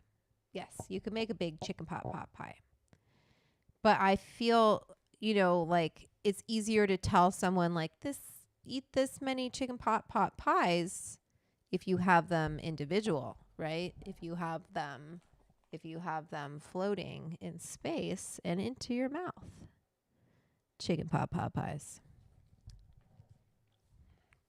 Anyway, pre-order my cookbook. How to eat weed and have a good time. Look at that cover. We loved it. Oops, we had so much fun making it. Oops, I didn't mean to do that. I wanted to do this. Let's play. Form that might be the most foolproof. So I would actually, to some extent, discourage growing the simplest, most easy to grow plants. Uh-oh. For me, I would recommend growing something that you want to grow. So you have a vested interest, right? It's keeping a living thing alive. So if it's not giving you the tingles, then it might be hard to go down and check on it after a long day of work. And trying to So like read it and listen to it and be like, what's it trying to tell me? Like what stage are we at? That's like the most fun part of growing, I think. I mean, for me, it's sitting with the plant in the first 3 weeks of flower, removing big fan leaves, doing a little bit of low stress training. Like that Empanadas. That's is funny. really a Zen activity. That's But funny, man. the thing that keeps me down there are the terps. Terpenes are Okay, now we get to do empanadas. Only thing I ever bought on iTunes were the seasons of Bon Appetit. That's awesome. That's awesome. Brandon's looking forward to cooking from it. Yeah, you know what's really good in here? I mean, all of them. All of them are good. But I got some fun ones. It's all like this I want to make again. Faraday's going to make this. I got to get back to her actually. Faraday's going to make this. Party Crunch Mix. So good with miso. It's miso maple. Is good. Trust me. Everyone on set was like, get this away from me. The granola is really good. There's bliss balls, hot honey firecrackers. These, because they're like, now this makes a lot, right? I cut this. This is like if you want to make a whole, you take all of your saltines and you're like, I'm going to make all of them. This is how much you would use. But for me personally, I just do a sleeve at a time, right? It's not for a party. It's just for my mouth, party in my mouth. And these are firecrackers, not like the firecrackers, like the peanut butter and the microwave whole bit. No, these are like the Southern firecrackers, but they're hot honey. And they're stony. So anyway, cookbook has some bangers. It also has a save yourself. And that's what I need to make. I know I should do empanadas for the next kitchen sesh. That's true. Although I would want to invite someone on to make them with me because I don't know how to make them. are a major part of what dictates what I grow. So for the longest time in my own gardens, I would only grow the gassiest, rubberiest OGs. I don't care for sativas. I'm very high strung and typically highly caffeinated. So a sativa is not really what the doctor ordered. At the Oh, end I of the love day, this. This is my favorite part of personalized medicine because I'm so the opposite. I'm like, I Stay need to tuned, Black find, Martian. the best sativa because I always have trouble finding them in dispensaries where I can like typically find more sedating varieties. I But will. I'm like, nope, I want more. I want more. And that's Right? always what I'm Chris trying says to grow. they're super But easy. my heart goes out to the Yeah, but like, I say that about Italian food, and if you try to make gnocchi, you'd probably be like, "This is not so easy, lady." Wait, 31% don't know about my Patreon. Oh my God, Michelle.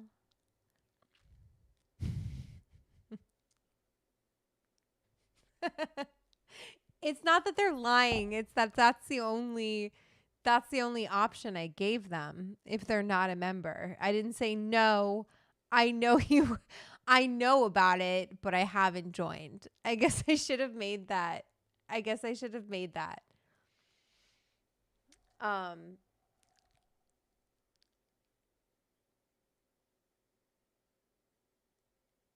yeah, gnocchi are good. We've done that. We've done that before on the show, but I can do it again.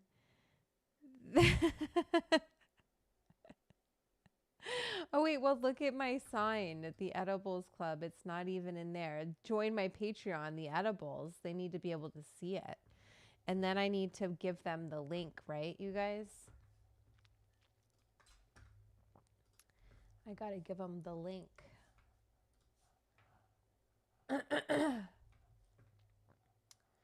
Right now we have 296 members. That's not bad. 633 total. It's okay. White rabbit black hole. What does that mean?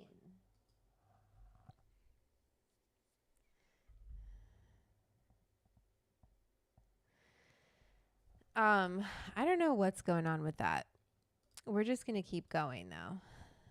To the sativa fans, because commercial operators, if they're looking at an 8 to 9 week cycle, but a true sativa is 14 weeks. Mm-hmm. It's really tough to deliver on that. And I see both sides of it, because as a producer, Bye, Jen. if Have if fun the in regular pottery ounce class. is 150 and we're going twice as long in flower, $300 an ounce is just. There are varieties of empanadas, one made with corn, one made with wheat flour. See?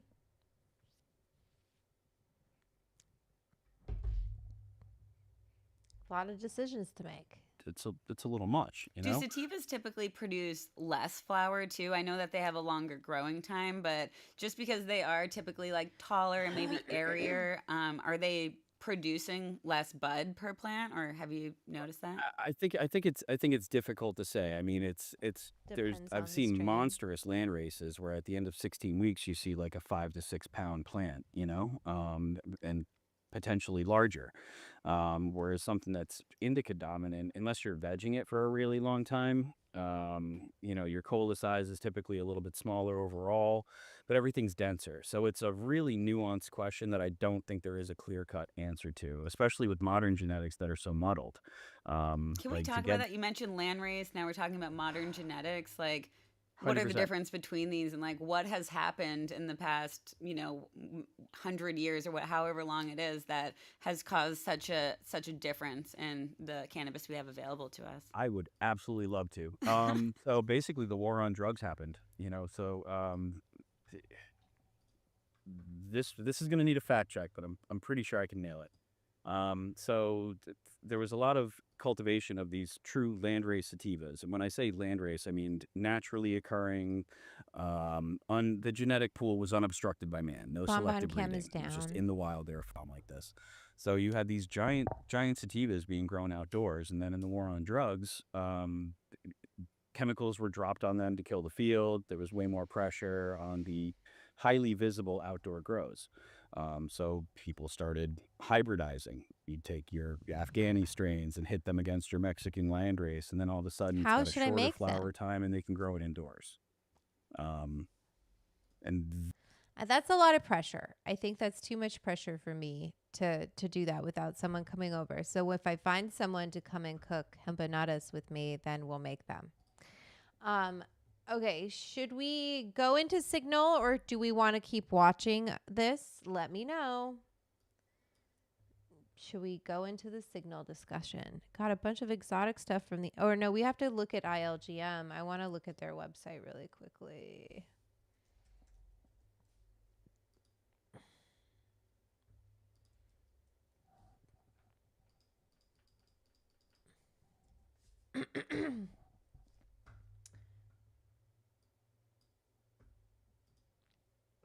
I'm 21. Don't you know? Don't you know?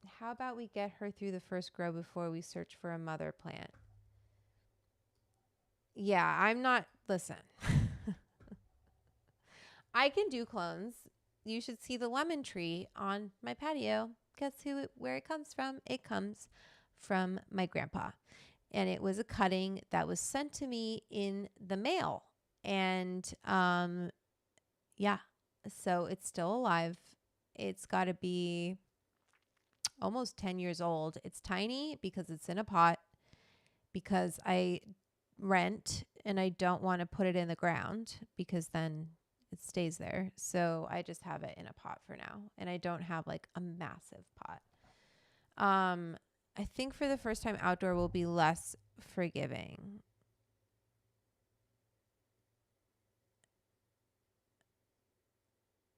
You turn your keeps into moms and cut clones from those. But doesn't that Black Martian, doesn't that eventually over time, like when you cut it, like say you take your clone and you take a cutting from your clone, you take a cutting from the next clone, it's like a photocopy, right? Eventually the genetics aren't strong.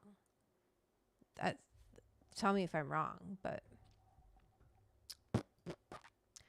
I'm very good at starting cuttings. Like I take, what else have I started from a cutting?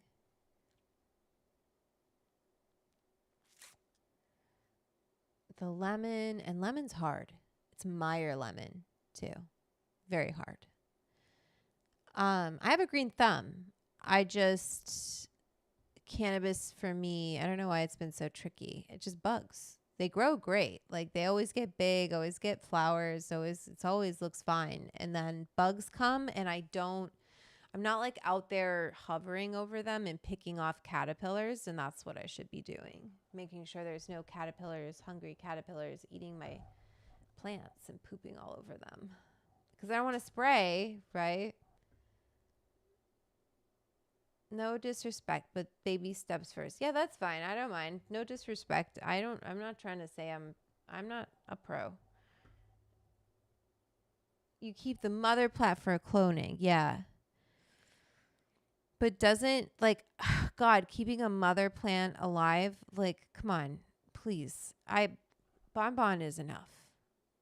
I me Bonbon, you want to know how I garden pretty much otherwise? Like I have all this chard growing, I have all of this cilantro and chamomile and all of that stuff, right?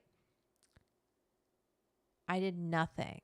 That's all just seeds from the previous year. So, and I wasn't trying to grow. Some of the chard is still from the previous year. So, I don't got time for that. As long as you keep the mom plant healthy, she keeps producing the same quality. However, after a few years, she does start to show her age. Yeah, don't we all? Okay. Gotta introduce predators. Ladybugs, you mean? Um, okay, well, I have these blue dream seeds. So this is what I'm going to start with. When I get back, when do you think I should do it? Is there like a moon cycle? Well, I'm going to find out because I'm going to go to this event in Tempe, Arizona, the ILGM Home Grow Tour stop. And I'm going to go to their workshop on how to grow like a pro. Okay, you can add grow dots once every 3 months or so in pure water. Diatomaceous earth, yeah, and neem oil will help a lot with the pests. Yeah, okay, that's good to know. Okay, so cool. Now we get to go into something a little different, okay? And maybe we should switch. Maybe I should roll up a joint of Blue Dream, okay? We're not going to get political, but I am very curious.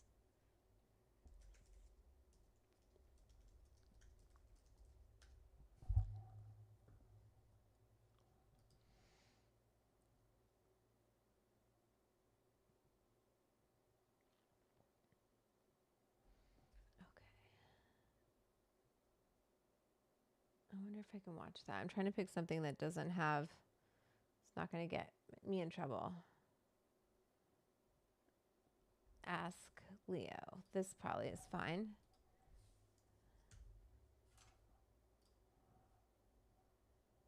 Why I'm switching to Signal. Hi everyone, Leo Notenboom here for AskLeo.com. You know, there are a bunch of messaging apps out there. WhatsApp, for example, is extremely popular around the world. Telegram has made some pretty good inroads. Facebook Messenger is extremely popular since it's just there for all those Facebook users. SMS, RCS text messaging also remains popular. And I know that there are dozens of others as well. While I'm not necessarily uninstalling any of them right now, I'm definitely switching my preference to using Signal. I want to explain why and encourage you to evaluate your situation and consider it as well. Oh, wait. Now, throughout this video, Black Martian, that's a good idea. You should do a community grow off, maybe Patreon or Discord. That's super cool. Very cool. I buy all my mushrooms on Signal. Well, we're going to learn about Signal right now. Let me go get some Blue Dream really quickly to roll up. Where did it go? Where did I put that bag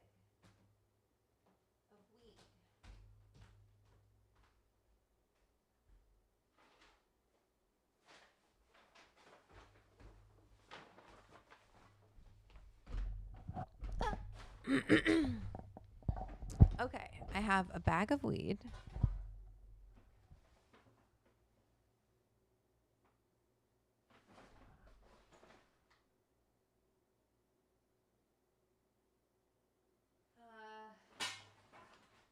I'm trying to pick a different flower. This is fast acting rosin.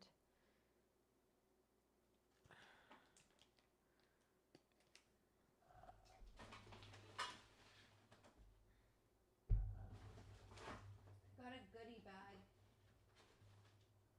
of stuff. Pre-roll, Coastal Sun. Let's try pre-roll. Why not? Does Signal still tie your phone number to your Signal account? That I don't know.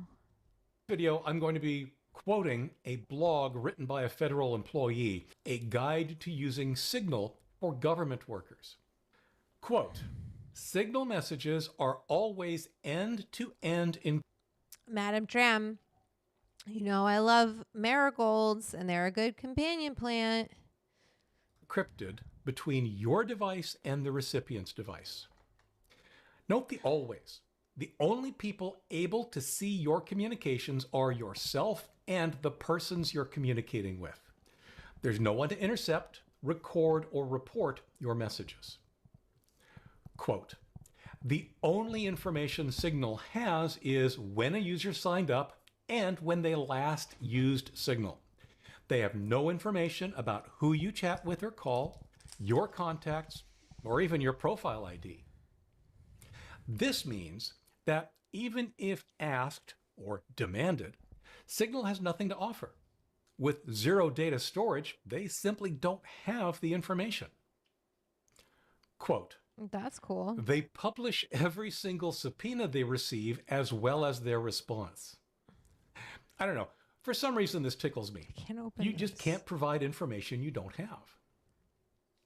Quote, Signal is a free app that lets you securely communicate with anyone, run by a trusted nonprofit that has had an excellent track record since 2018. It's the communication app of choice for embedded journalists, whistleblowers, and just about anyone who's concerned about malicious surveillance. I did it. Now, Signal has all the features we care about. Text messages, voice calls, voice messages, in other words, sending a recording rather than trying to hold an interactive call. This guy's kinda Video boring. calls, group chat and calls, attachments, disappearing messages. Oh. It's basically everything you could want this. out of a messaging app. The only Okay, let me pause this guy. So I opened up these Coastal Sun pre-rolls that I got from the Blue Dream Party, and it comes with 10 pre-rolls.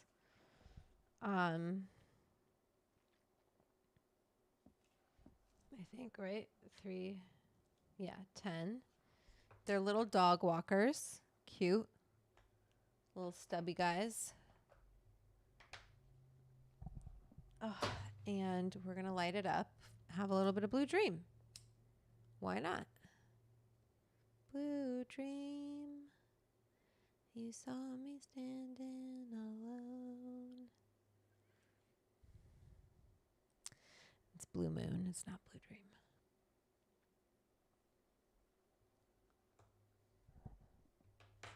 Okay, let's keep going. Only limitation I've discovered so far is that Signal assumes you have an SMS-capable telephone in order to There set you it go. up There's initially. your answer. I found There's your some answer. workarounds, but they all have side effects, some of which potentially affect the very privacy that we're after. Uh-oh. So why am I switching?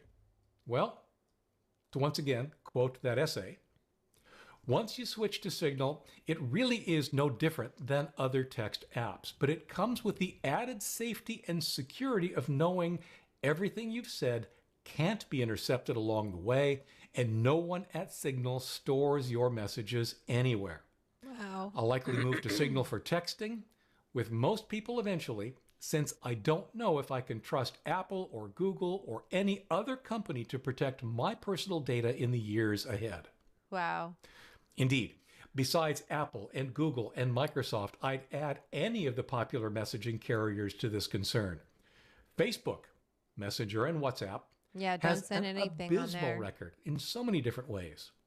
Telegram, while very laudable, apparently does keep more information and has provided it in response to legal subpoenas.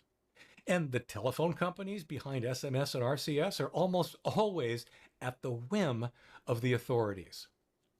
Now, if you've followed me for any length of time, you'll know that one of my very, you very hiding? common responses to people who seem overly concerned about privacy and surveillance is that you and I just aren't that interesting.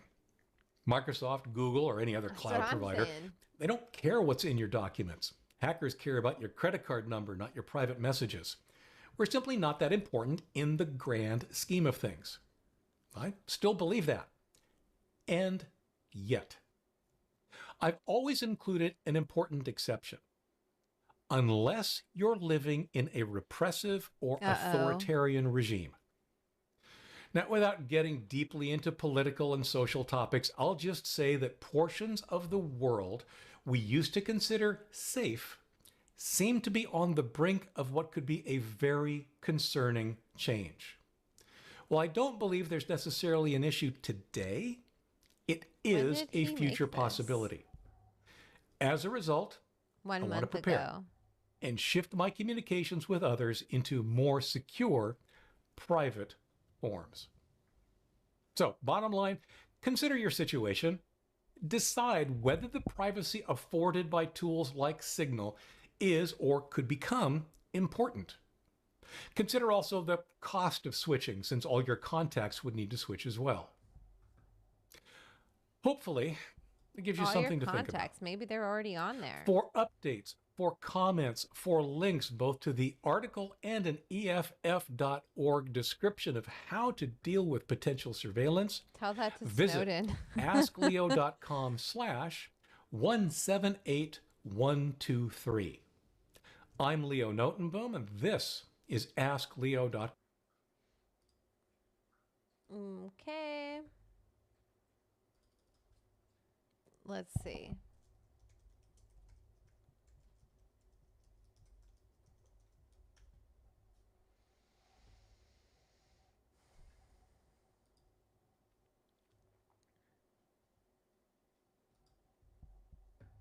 Okay, let's see.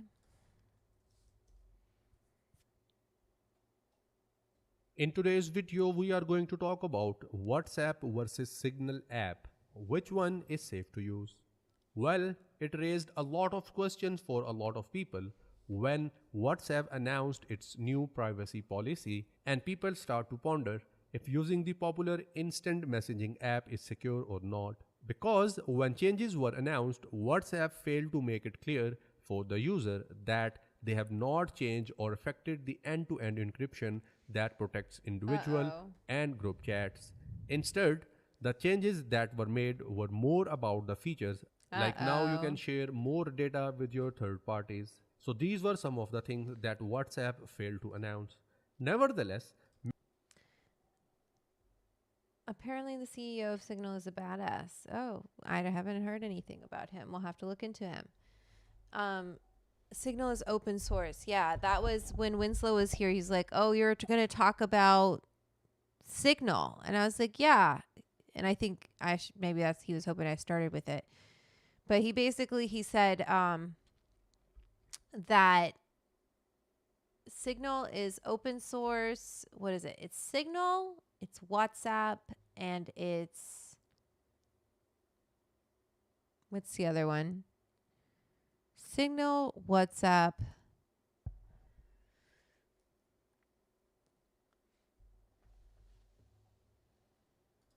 many users still wonder whether to leave WhatsApp and what are the alternatives that will keep their chats and personal data secure. One thing is very important to know here, and that is E2E on WhatsApp is available Telegram. on every single mode of communication. For And Telegram and Signal are open source, but WhatsApp isn't, correct?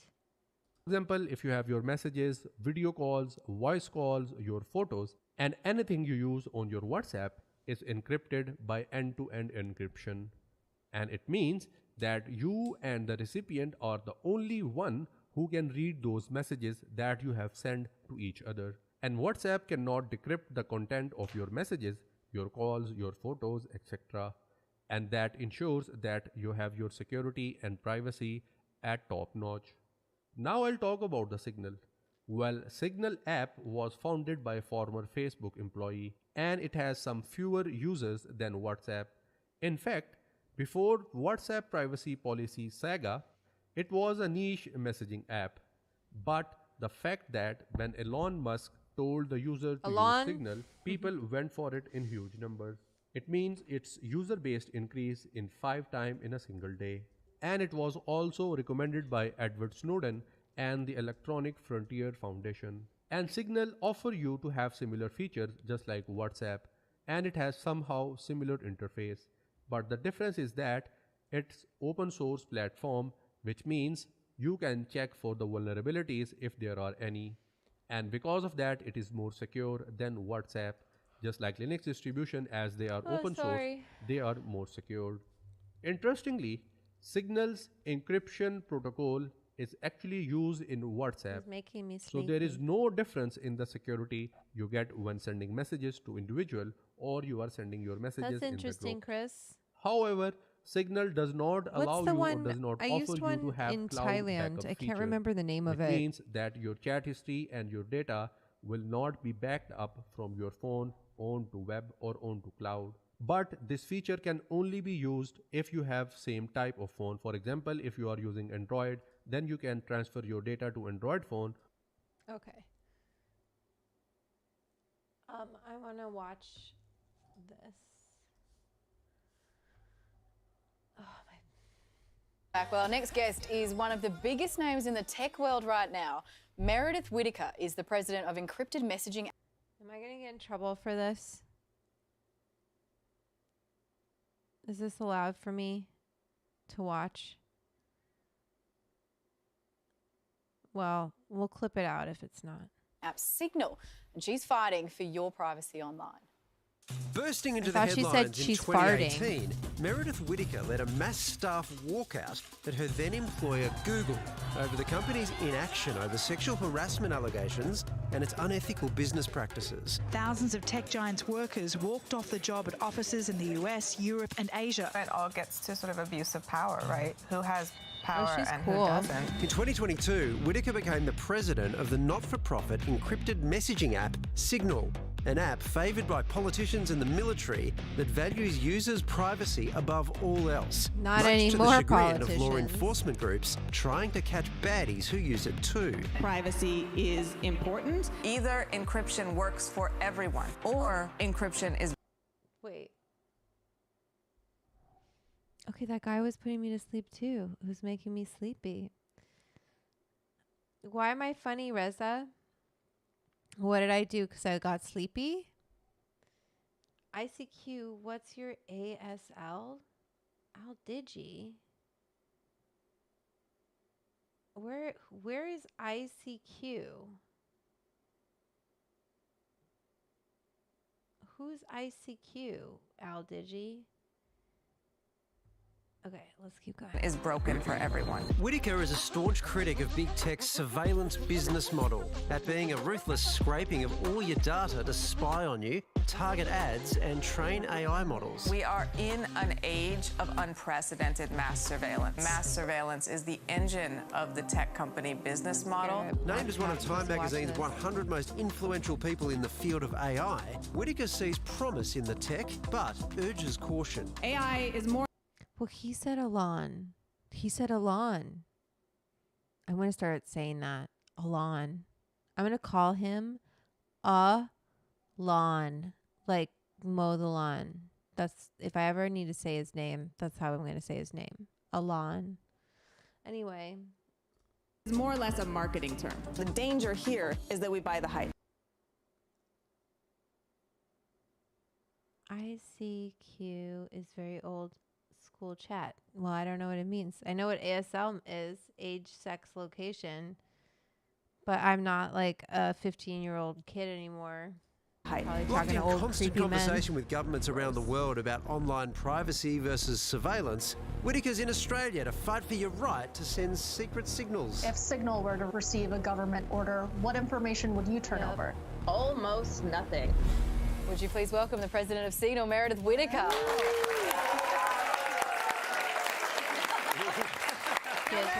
You're so concerned with the preservation of our data that, you know, you've created this incredible platform. But I'm one of those people that thinks that data's kind of gone. Like I can't get it back. It's already out there. Waleed tries to get me to care about it. She doesn't care. I can't get her to care. Yeah, basically, that's what it is. Why should I care about my data?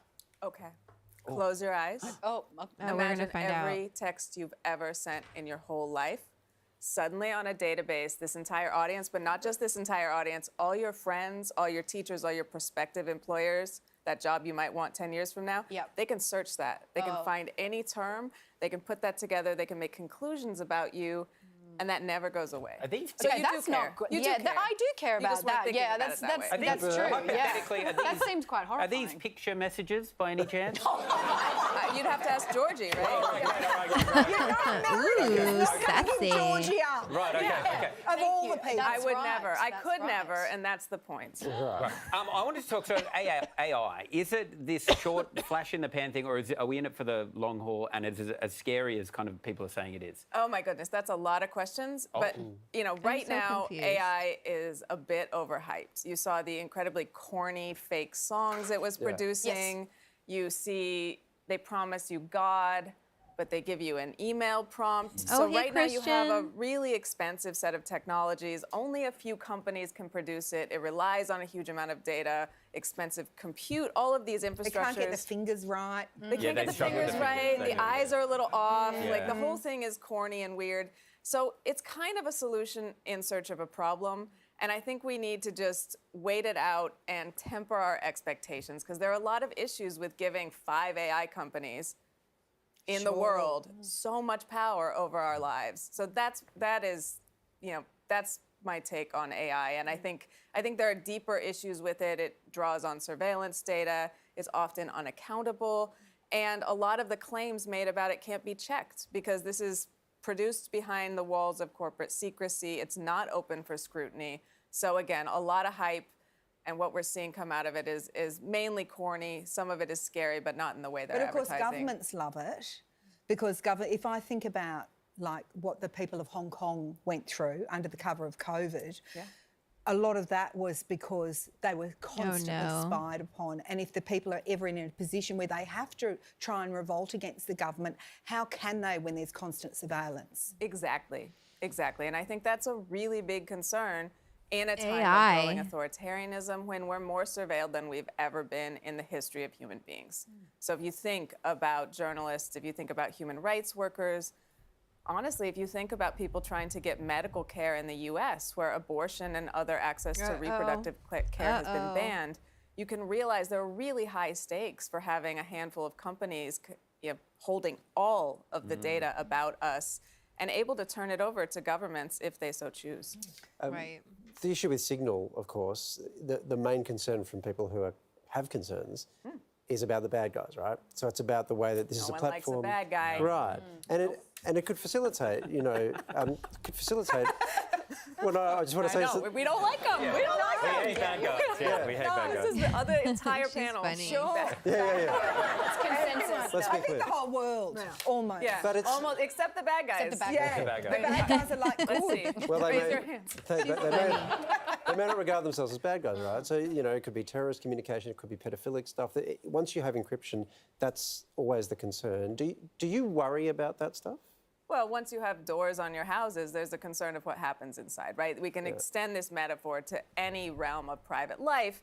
And the solution, if we're taking this framework seriously, is, well, we need the government or the good guys to have access to everything, right? But of course, that's not realistic, right? Access to your thoughts, access to your bedroom, access to your bathroom, access to everywhere you've ever been, et cetera, et cetera. And that's not how we build a democratic or healthy society. So I think we need to back away and look at what is the problem of terrorism? What is the problem of child abuse, right? Are these problems that happen online? Or are they problems that are related to complex social issues we should take more seriously, study, and actually remediate with whole of society approaches? And I was in Perth just earlier this morning working with the Tech and Policy Lab at University I don't know if I necessarily agree with that. of Western Australia, where Julia Powells and Dr. Kate Sim are actually setting up a Because research initiative to take that whole of society approach and look at issues like child abuse and issues of safety and privacy and understand what do we need to do to actually solve these. But there's no evidence that simply being able to communicate privately is a causal factor, produces Might be these harms. facilitative, though. no, yeah. Well, exactly. Signal, we need to then separate out our categories, right? Yeah. Because we're talking about social media platforms. Signal is not a social media platform. Everything that touches the computer is not the same thing. Yeah, I So, understand. we don't have a way to encounter new friends. There's no directory where I can type in, a name and see if they're there. No, but you can't you go can viral create- on Signal. You can create a network. You can transfer. You can go. Just being a little bit blasé about this. You can go get whoever off of the app. Oh, come meet me on Signal. Talk to me on Signal. I'll meet, and then, or just have this network where if you're talking about photos, that they can just be spread there. And there's no way to prove it, So I don't totally agree with that.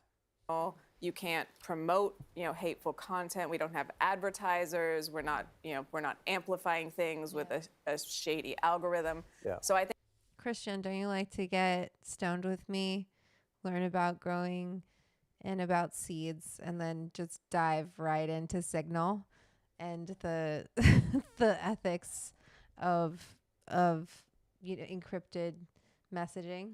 So I think there really are issues with these platforms. This surveillance advertising business model is produced a number of harms, but the problem is not encryption. The problem is this broader model, and it should be remediated at the root, in my view, which is the business model, which would take a lot of political will. It would. Attacking encryption doesn't take that much political will. Attacking the money that flows into Meta or Google, that's a bit of a bolder stance. So I'm hoping some people will live up to the challenge and really take that stance, but we'll see. I feel like we could talk to you for the entire show. I'm being told that we can't. But if you would like to hear more from Meredith, she is appearing at Melbourne's The Wheeler Centre. Very interesting. I don't think TechCrunch will let me listen to her.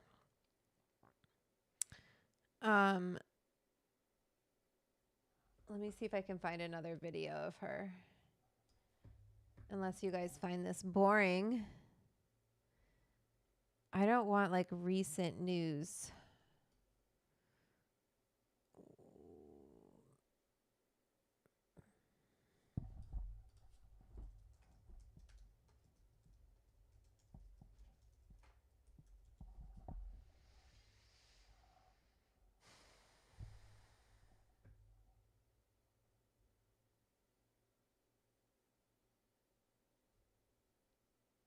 Do you think TechCrunch is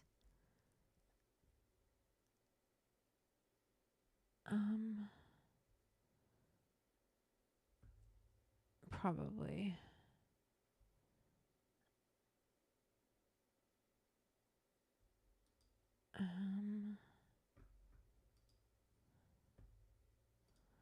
We have a lot of thinkers about how should the Trying to find something that I'm not going to get in trouble for. Sorry, she's like so famous that she's on like, obviously she's so famous, but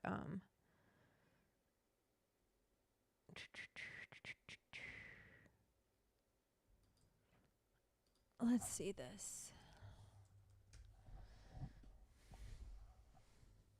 This is what I'm going to smoke. Do you think we're going to get in trouble for this? It only has 1.3 thousand views. I think we should be okay. Ayo, Italian AI. Hi. Oh, boy. Her hair looks like Rogues from X-Men. I totally agree. So this is Blue Dream. Another Blue Dream I'm going to roll up from Humboldt Nation. And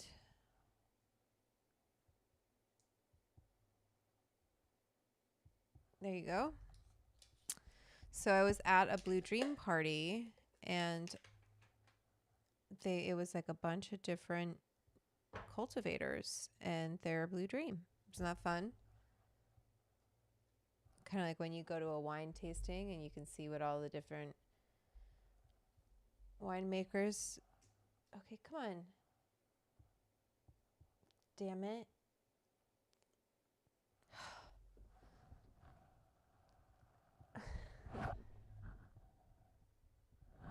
I'm not going to try my other hand. I'm just going to try and put it really close.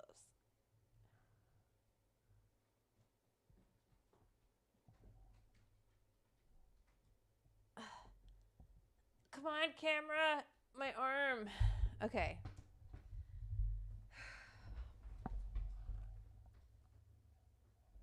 Use my hair.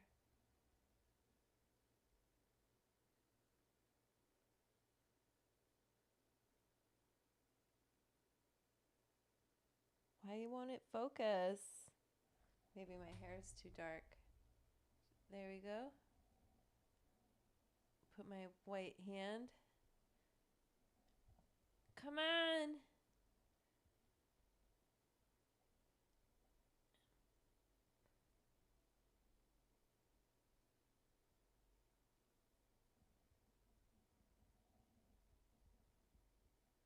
Really doesn't want to focus. There we go. Little tree. Little tree guy. Boop, boop, boop, boop. Okay. I'm sorry. That took way too long. Bonbon. Support your local pot farmer. Soulful. Okay, let's see. I know, I'm sorry. I tried.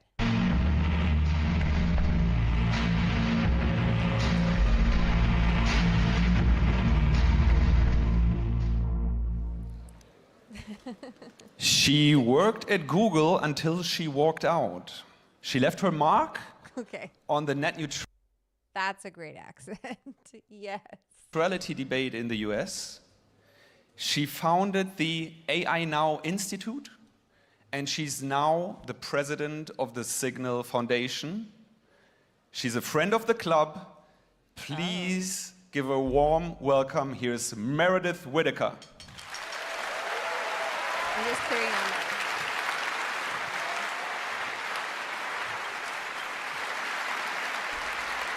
Look at her hair. Amazing. Okay. No. Oh, no. It is perhaps my fault. Thank you so much for having me. Thank you, Linus. It is truly my nervous system calmed down when I walked in this building, because this is such a better and different tech world than the world I often encounter working in tech for nearly 20 years. So I'm really, really happy to be here, and I'm really happy that this space exists. And because I have a bit of a cold, and because apologize, I don't speak German, I'm going to get right into my talk, which represents a bit of a divergence for me. It's some research I've been doing kind of in my spare time, looking at how we can create better definitions of privacy that, in pursuit of, will lead to more liberatory ends. Okay, sorry, 1 second. You want to see... Well, I rolled that one up, so you're going to have to look at a different one. Okay, so we're going to try this again. Shit. It's hard because I got to, in order to do that, like zoom in, I've got to pull the Sony up top, right? On top of the browser. And then make it huge. And then...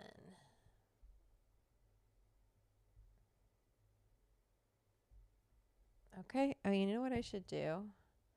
1 second.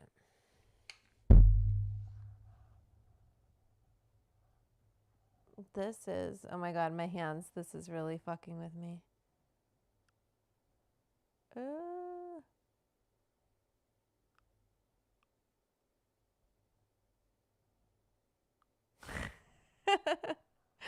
It's hard for me. Anyway, it's like, you know. Okay, so let me see. Now I got to put this back to what it was. Baban, this is not a treat. It's not a treat. Don't scratch me. I don't like it when you do that. There we go. But where's the chat? Where'd my chat go? There we go. Sorry. Okay. Ends. So my talk is called Feelings Are Facts, Love, Privacy, and the Politics of Intellectual Shame. That's what I'm going to rolling. present it in 5 parts, and then I'll be publishing it after this with citations for anyone who's interested in different facets of this talk. So part 1, why we need to redefine privacy. But before I get into that, why am I talking about emotions, about the subjective, soft edge stuff at a German hacker conference? Why this when there are bills to push and governments to push back on and large surveillance companies to scrutinize and strategies? Are you guys not liking this conversation? Oh no.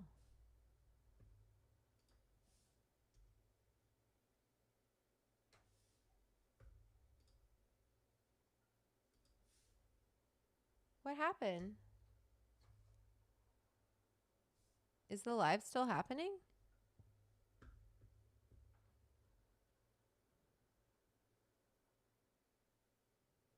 Oh no, it was just that page. My page. Okay, you do like it. Okay, good.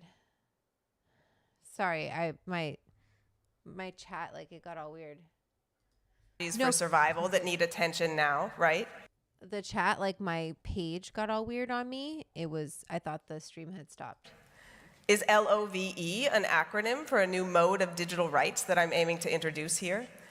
Is it a tongue-in-cheek name for a bug signal quietly patched and whose remediation, revealed here, teaches lessons useful to this crowd? Because those would make sense, right? Those are facts. Well, so are love, shame, desire, and intimacy. And my contention is that by taking these seriously and folding them into our analysis, we can better formulate a useful and liberatory understanding of privacy that helps us reach more meaningful positions and paths forward in the context of an increasingly centralized and monopolistic tech industry. For close to 2 decades, I've researched, built, and advocated for privacy and rights in the context of this metastatic tech industry. And many of you have done this for much longer than that, and you know who you are, and you've taught me a great deal, and many of you have been my inspiration in this work, so thank you for that. Now, during this time, the tech landscape has changed drastically, even as the positions that I and others, you in this room, have taken have been broadly correct, borne out, proven in hindsight time and time again. Privacy is a human right. The architectures of tech are eroding it, not protecting it, and there are many things that could be done to correct this bad trajectory, things that those in this room have laid out in painstaking detail, laboring, it would appear, under the assumption that what we're working to correct is a big misunderstanding and that good information, refuting bad ideas, will compel those steering the direction of our collective tech to set better, more rights-preserving paths. But of course, over this same period, we've all felt the ground crumbling.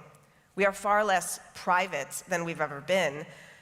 And it's this reality, the reality that we're losing, that led me to dig into these key definitions.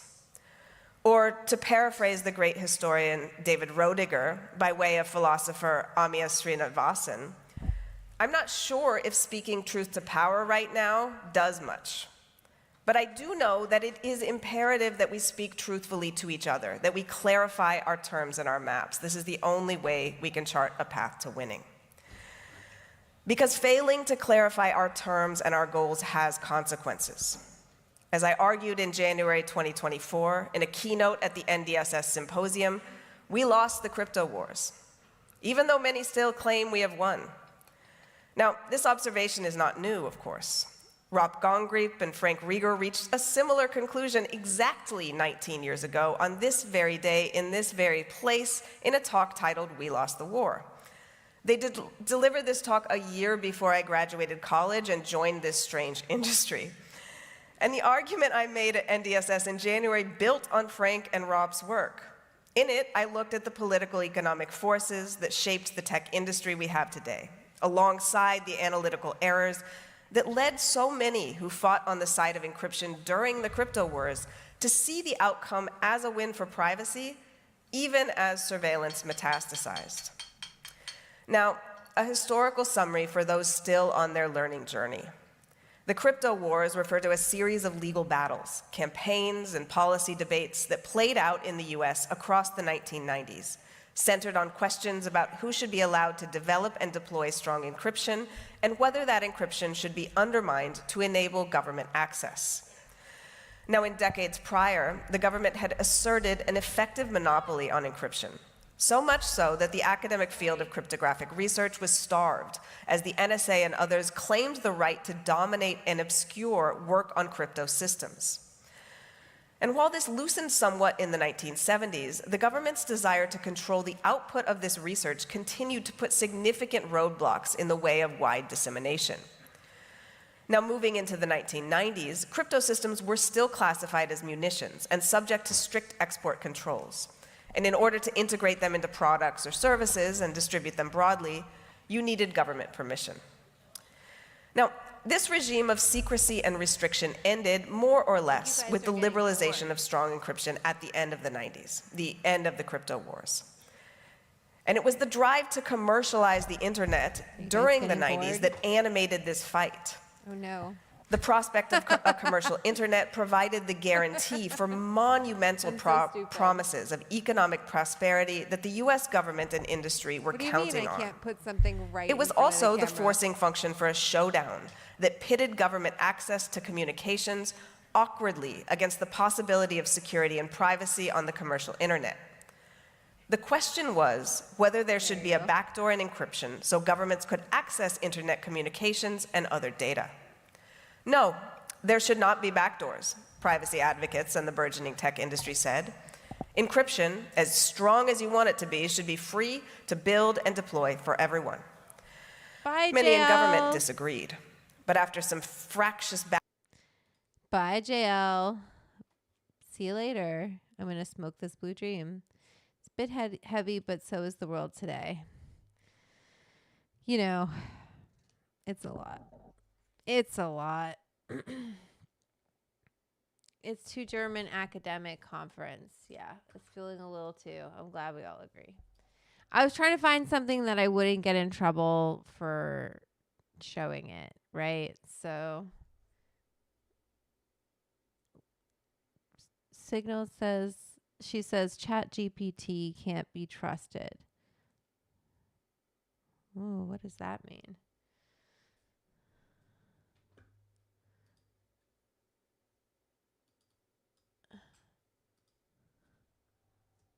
I want to see which. Oh, no, not my Venmo. That's me. Okay. Speaking of the predictive and perhaps in some cases inaccuracies of AI, I have an example here which I'd like to ask you, because I went on ChatGPT the other day and asked, what should I ask Meredith Whitaker of Signal about AI? And first couple of questions were so prosaic, I'm not even going to, what inspired you to work in the field of AI and how did you get started, blah, blah, blah. And then ChatGPT said, I should ask, Signal recently published a report on the role of AI in content moderation. Can you tell us a bit more about the key findings from that report? That's a lie. Where is your, what did your report say? There was no report. No report at all. This is bullshit. It's a bullshit engine. And this is, I'm quoting Princeton scholar Arvind Narayanan, so I say that, so I'm allowed to use that language on stage. But it is, what ChatGPT is it takes, a huge amount of surveillance data, that is scraped from the darkest holes of the internet. It's Reddit, it's Wikipedia, it's the message board comments, it's probably 4chan. Natasha Tiku at Washington Post actually did like a really brilliant exposition of what is in the data sets that train OpenAI, and it's some pretty, or train ChatGPT via Microsoft's OpenAI, and it's some pretty disturbing content. But it has all of that, and then based on having been trained on that, so having been fed that massive amounts of data and trained with huge amounts of computational power, it predicts what is likely to be the next word in the sentence. So it's a statistical predictive engine. And okay, that's a likely answer, but it's bullshit, which is really, really important. Why are we using a bullshit engine for anything serious? Like, for real, for real. Because, it's not, when you asked me this morning, you didn't know that was untrue. And that could have been I did not. I was like, I was madly Googling to try to find this content moderation report. So waste your which time. I couldn't find. Besmirches my name. And, yeah. And it gets much more serious than that, because we are in an information ecosystem that is overrun by, falsehoods, by half-truths, by Chris misinformation. has a good... And we need, as a society, we need access. Chris has a good book recommendation. Put that in the club group chat so we can all, maybe we'll start a book club. I'm just using that to get it in there. You're just seeing my hands because it's zoomed in too much. Let me see if I can zoom out a little. Some bonbon hair. We always love that.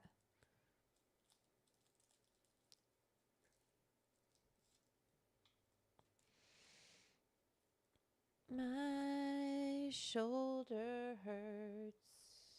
Access to some form of shared reality if we're going to have healthy democratic deliberation that helps us govern and ensure the social benefit. Like, that shouldn't be controversial.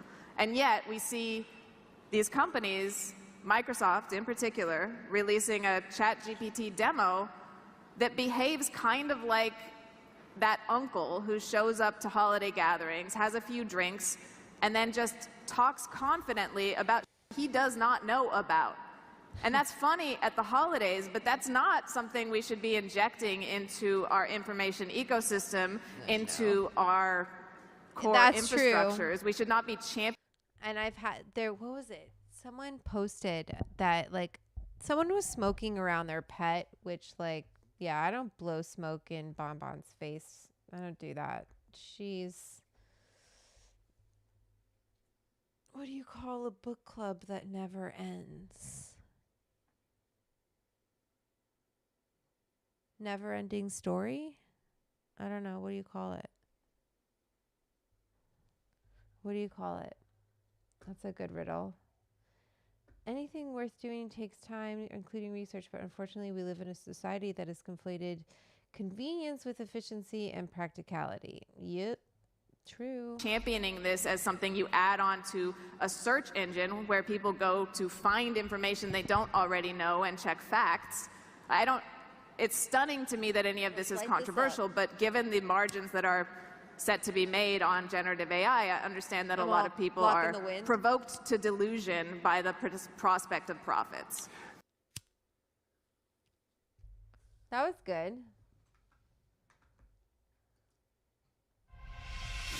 This is going to be another like heavy duty. And contend it's not. Okay, so you said actually. So it's not the dark side, Pamela. Yes, yes. We're the light side. We're going to clarify. Light side. But so contrast it then with one of your competitors, say WhatsApp, which people think of as also an encrypted, secret, private mode of communicating. I mean, I would actually like to choose Telegram because that's the contrast that is most specious and the most common, and I think the most destructive. So, we can get to WhatsApp, but Telegram and Signal are often considered similar things, and I'm sure you've heard you guys encrypted said that in the messaging chat. app Telegram. Well, that's actually a lie. They don't use meaningful encryption in any meaningful way. Church. And just because you access Telegram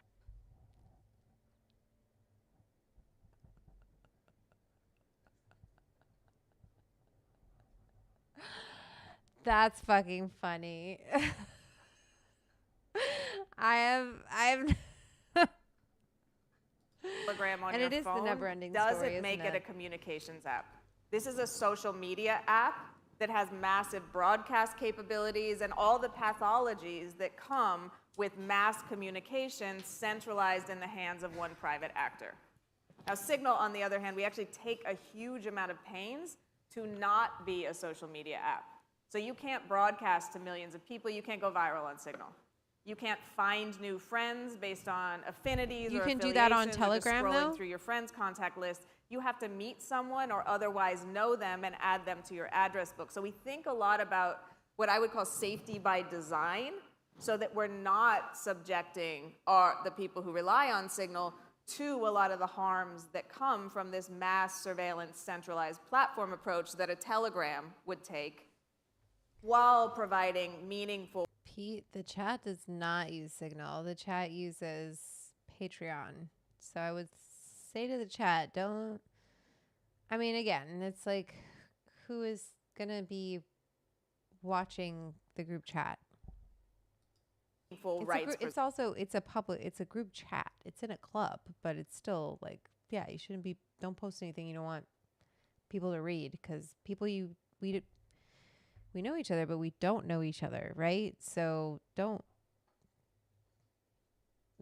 It's preserving privacy. So to get into what some of those efforts actually mean, I've heard. I don't think the FBI is looking for edible people making edibles at home. You say that Signal tries very hard to collect no data. So we know that most technology companies are hoovering up our data and doing everything they can to extract every last bit of it. You would think that requires a lot of effort, but not collecting data wouldn't seem to require any effort. Why is that? Why does that have to be a conscious? Oh, you meant the chat? Do people in the chat use? I've used Signal before. Yeah, that's a great question, because that is how it seems, and I think that's in some sense maybe there was a time when that. There certainly was a time when that was true, because we didn't have this concept of computational data and databases. But we have to look back, really to the 90s to understand what's going on here. And the period in the 90s when what I would call the two original sins of the tech business model were committed. And this is really where the Clinton administration, who was seeking a deus ex machina that could get them out of stagflation, that could revive the economy after manufacturing had been decimated by neoliberal policies, and that could do so in a market-based way. Because remember, this is the 90s, so neoliberalism is reigning. You can't have a social wage or a state intervention. So what do you have? You have the internet, which was literally called by many people the New Deal without the socialism. And in creating the regulatory rules of the road for the commercial internet, which until 1992 was a research and academic infrastructure, they did two things. One, they put no guardrails on corporate surveillance. Right. Sounds like I have some musical accompaniment here, so we're going to bring in the violins while we recount this history. So they put no guardrails on corporate surveillance, no privacy restrictions at all. So basically, if you were a company running an internet business, you could collect, create, make up, store all the data you wanted forever, much more than the government was permitted to collect and store and access. And two, and this part is really important, they endorsed advertising as the business model of the internet.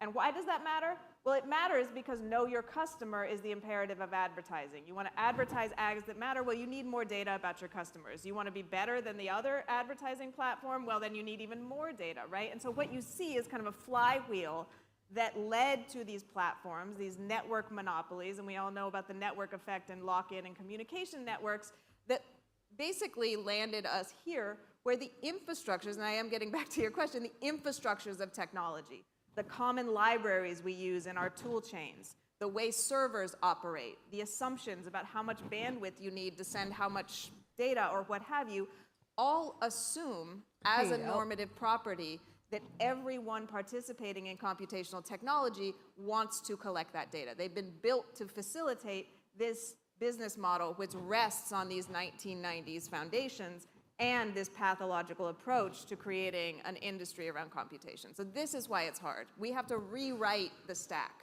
literally. Okay, sorry. She's interesting, but Signal app has come into highlight is this after AI? Elon Musk tweeted to use it know as why, an alternative. you want to know why that accent is so like, because it's AI. Property that everyone participating in computational technology wants to collect that data. They've been built to facilitate this business model which rests on these 1990s foundations and this pathological approach to creating an industry around computation. So this is why it's hard. We have to rewrite the stack. Okay, we already saw that. Sorry. At its inception, you invested $50 million in Signal, and the foundation operates as a nonprofit. Now, with the increasing amount of interest and growth in downloads, what is the long-term business plan to ensure Signal can scale up and sustain itself? You know, we've gone back and forth on, you know, variety of business plans, and we really like the nonprofit structure, and we really like the, you know, sort of donations and grants business model. Now, you know, that's work, of course, to make sure that you have donors, you know, large donors, you have small donors. Sure, they have give you, very big donors. And you know, and there's this a is spectrum why of donors. We keep, and this is where it gets a little like fishy with her answer is like, who are their donors, right? Who really wants to make sure that Signal doesn't go away. So there you go. Good question. PD is a great example of a nonprofit technology organization that's able to provide a fantastic service that's free for all. Amen. FC, we're talking about Signal. We're learning about encrypted messaging and kind of the ethics behind it. For all. And this is not, she has not been arrested. And that's what we're working towards. Part of that's growing the users and making sure that we have enough donors to work with. And then, of course, giving them, you know, a reasonable tool to give us a donation if they prefer. And then we also cultivate large donors. And, you know, that's how we will sustain ourselves in the long term. And you're saying that you will never take external investments and continue to run on donations? There's no plan to get any other investment, no. And what I want to do is I want to earn people's donations. That's the right relationship, Executive right? I want to chairman. build features and capabilities and build a Should we say delightful we? product that earns your donation. I want you to voluntarily want to give us money, not feel like, oh, I have to pay for it because, I have to pay for it. They use WhatsApp, not Signal. Interesting. Okay. Well, everybody, let's not watch me. Let's go to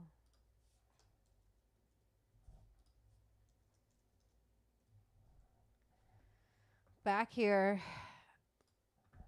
It's that time, my friends. Oops, not that page. Here's my book. Everybody.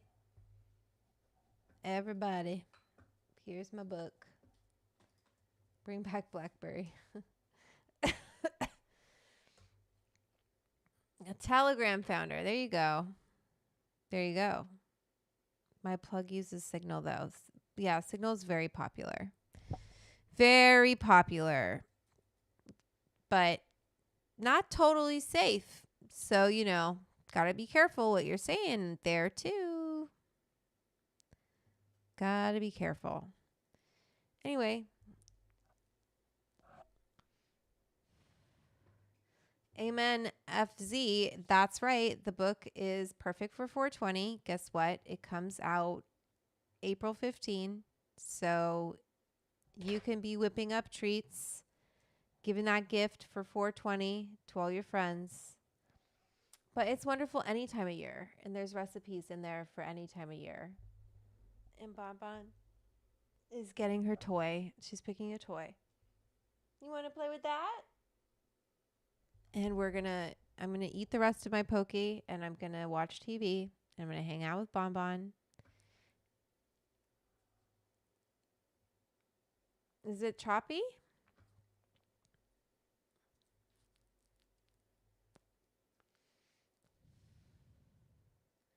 It feels a little delayed today. You guys, I don't know what to do because I've upgraded my Wi-Fi. I did it all. Anyway, I'm going to go to bed. I think you all should go to bed. But you should pre-order my cookbook. And, you shouldn't go to bed if you're maybe you're on the opposite side of the world and it's not bedtime. But maybe you need a nap. I don't know. Pre-order for the win. Okay? It's an awesome cookbook. It's, I put a lot of love into this. A lot of recipes in here. A lot of time. The science is really good in here. The geeky experiments I did. And there's really great illustrations in here from Maria Schotler. Let me see, where did we put that? It's at the front. It's really pretty. Boo, boo, boo. Got some nice illustrations in here. Those are trichomes. Okay. Pre-order the book. Madam Dram says, pre-order the book. Do strains even matter? How does weed get us high? We've got toker taquitos. We've got hash puppies. We've got pot pesto. We've got hemp hummus. We've got chili ranch tortilla chips. There's honeydew use slushy, Uncle Ned's wake and shake. There's a ton of stuff in here, okay? This is a fun book. All right, everybody, I'm going to roll those credits. Much love to my patrons. Thank you to our club members, our edibles producers. We love you. Oh, Chris. We're going to update the credits. Winslow, I didn't remind him. Chris, I love you. Oh, wait, no. You don't want to be there. Should I not have said it? Well, no one knows what it is. Whatever. My bad. Anyway. I'm not stoned. You're stoned. Join the Edibles Club. Pre-order my cookbook. Have a great weekend. Oh, no Saturday live stream because I'm going to be in Phoenix, Arizona. I'm going to be in Tempe, Arizona for the ILGM Home Grow Tour, teaching in an Edibles 101 course. So if you're there, come hang out. It's going to be so much fun. And what else did I want to say before I go to bed? I'm literally going to go to bed. I go to bed so early. It's good. You need to sleep, right? Sleep is good for you. I was going to say something else, but I'm sure I'll announce more in the next couple of days. Come say hi to me. It'll make me feel nice. And you'll learn something. We can all learn something together. Buonanotte.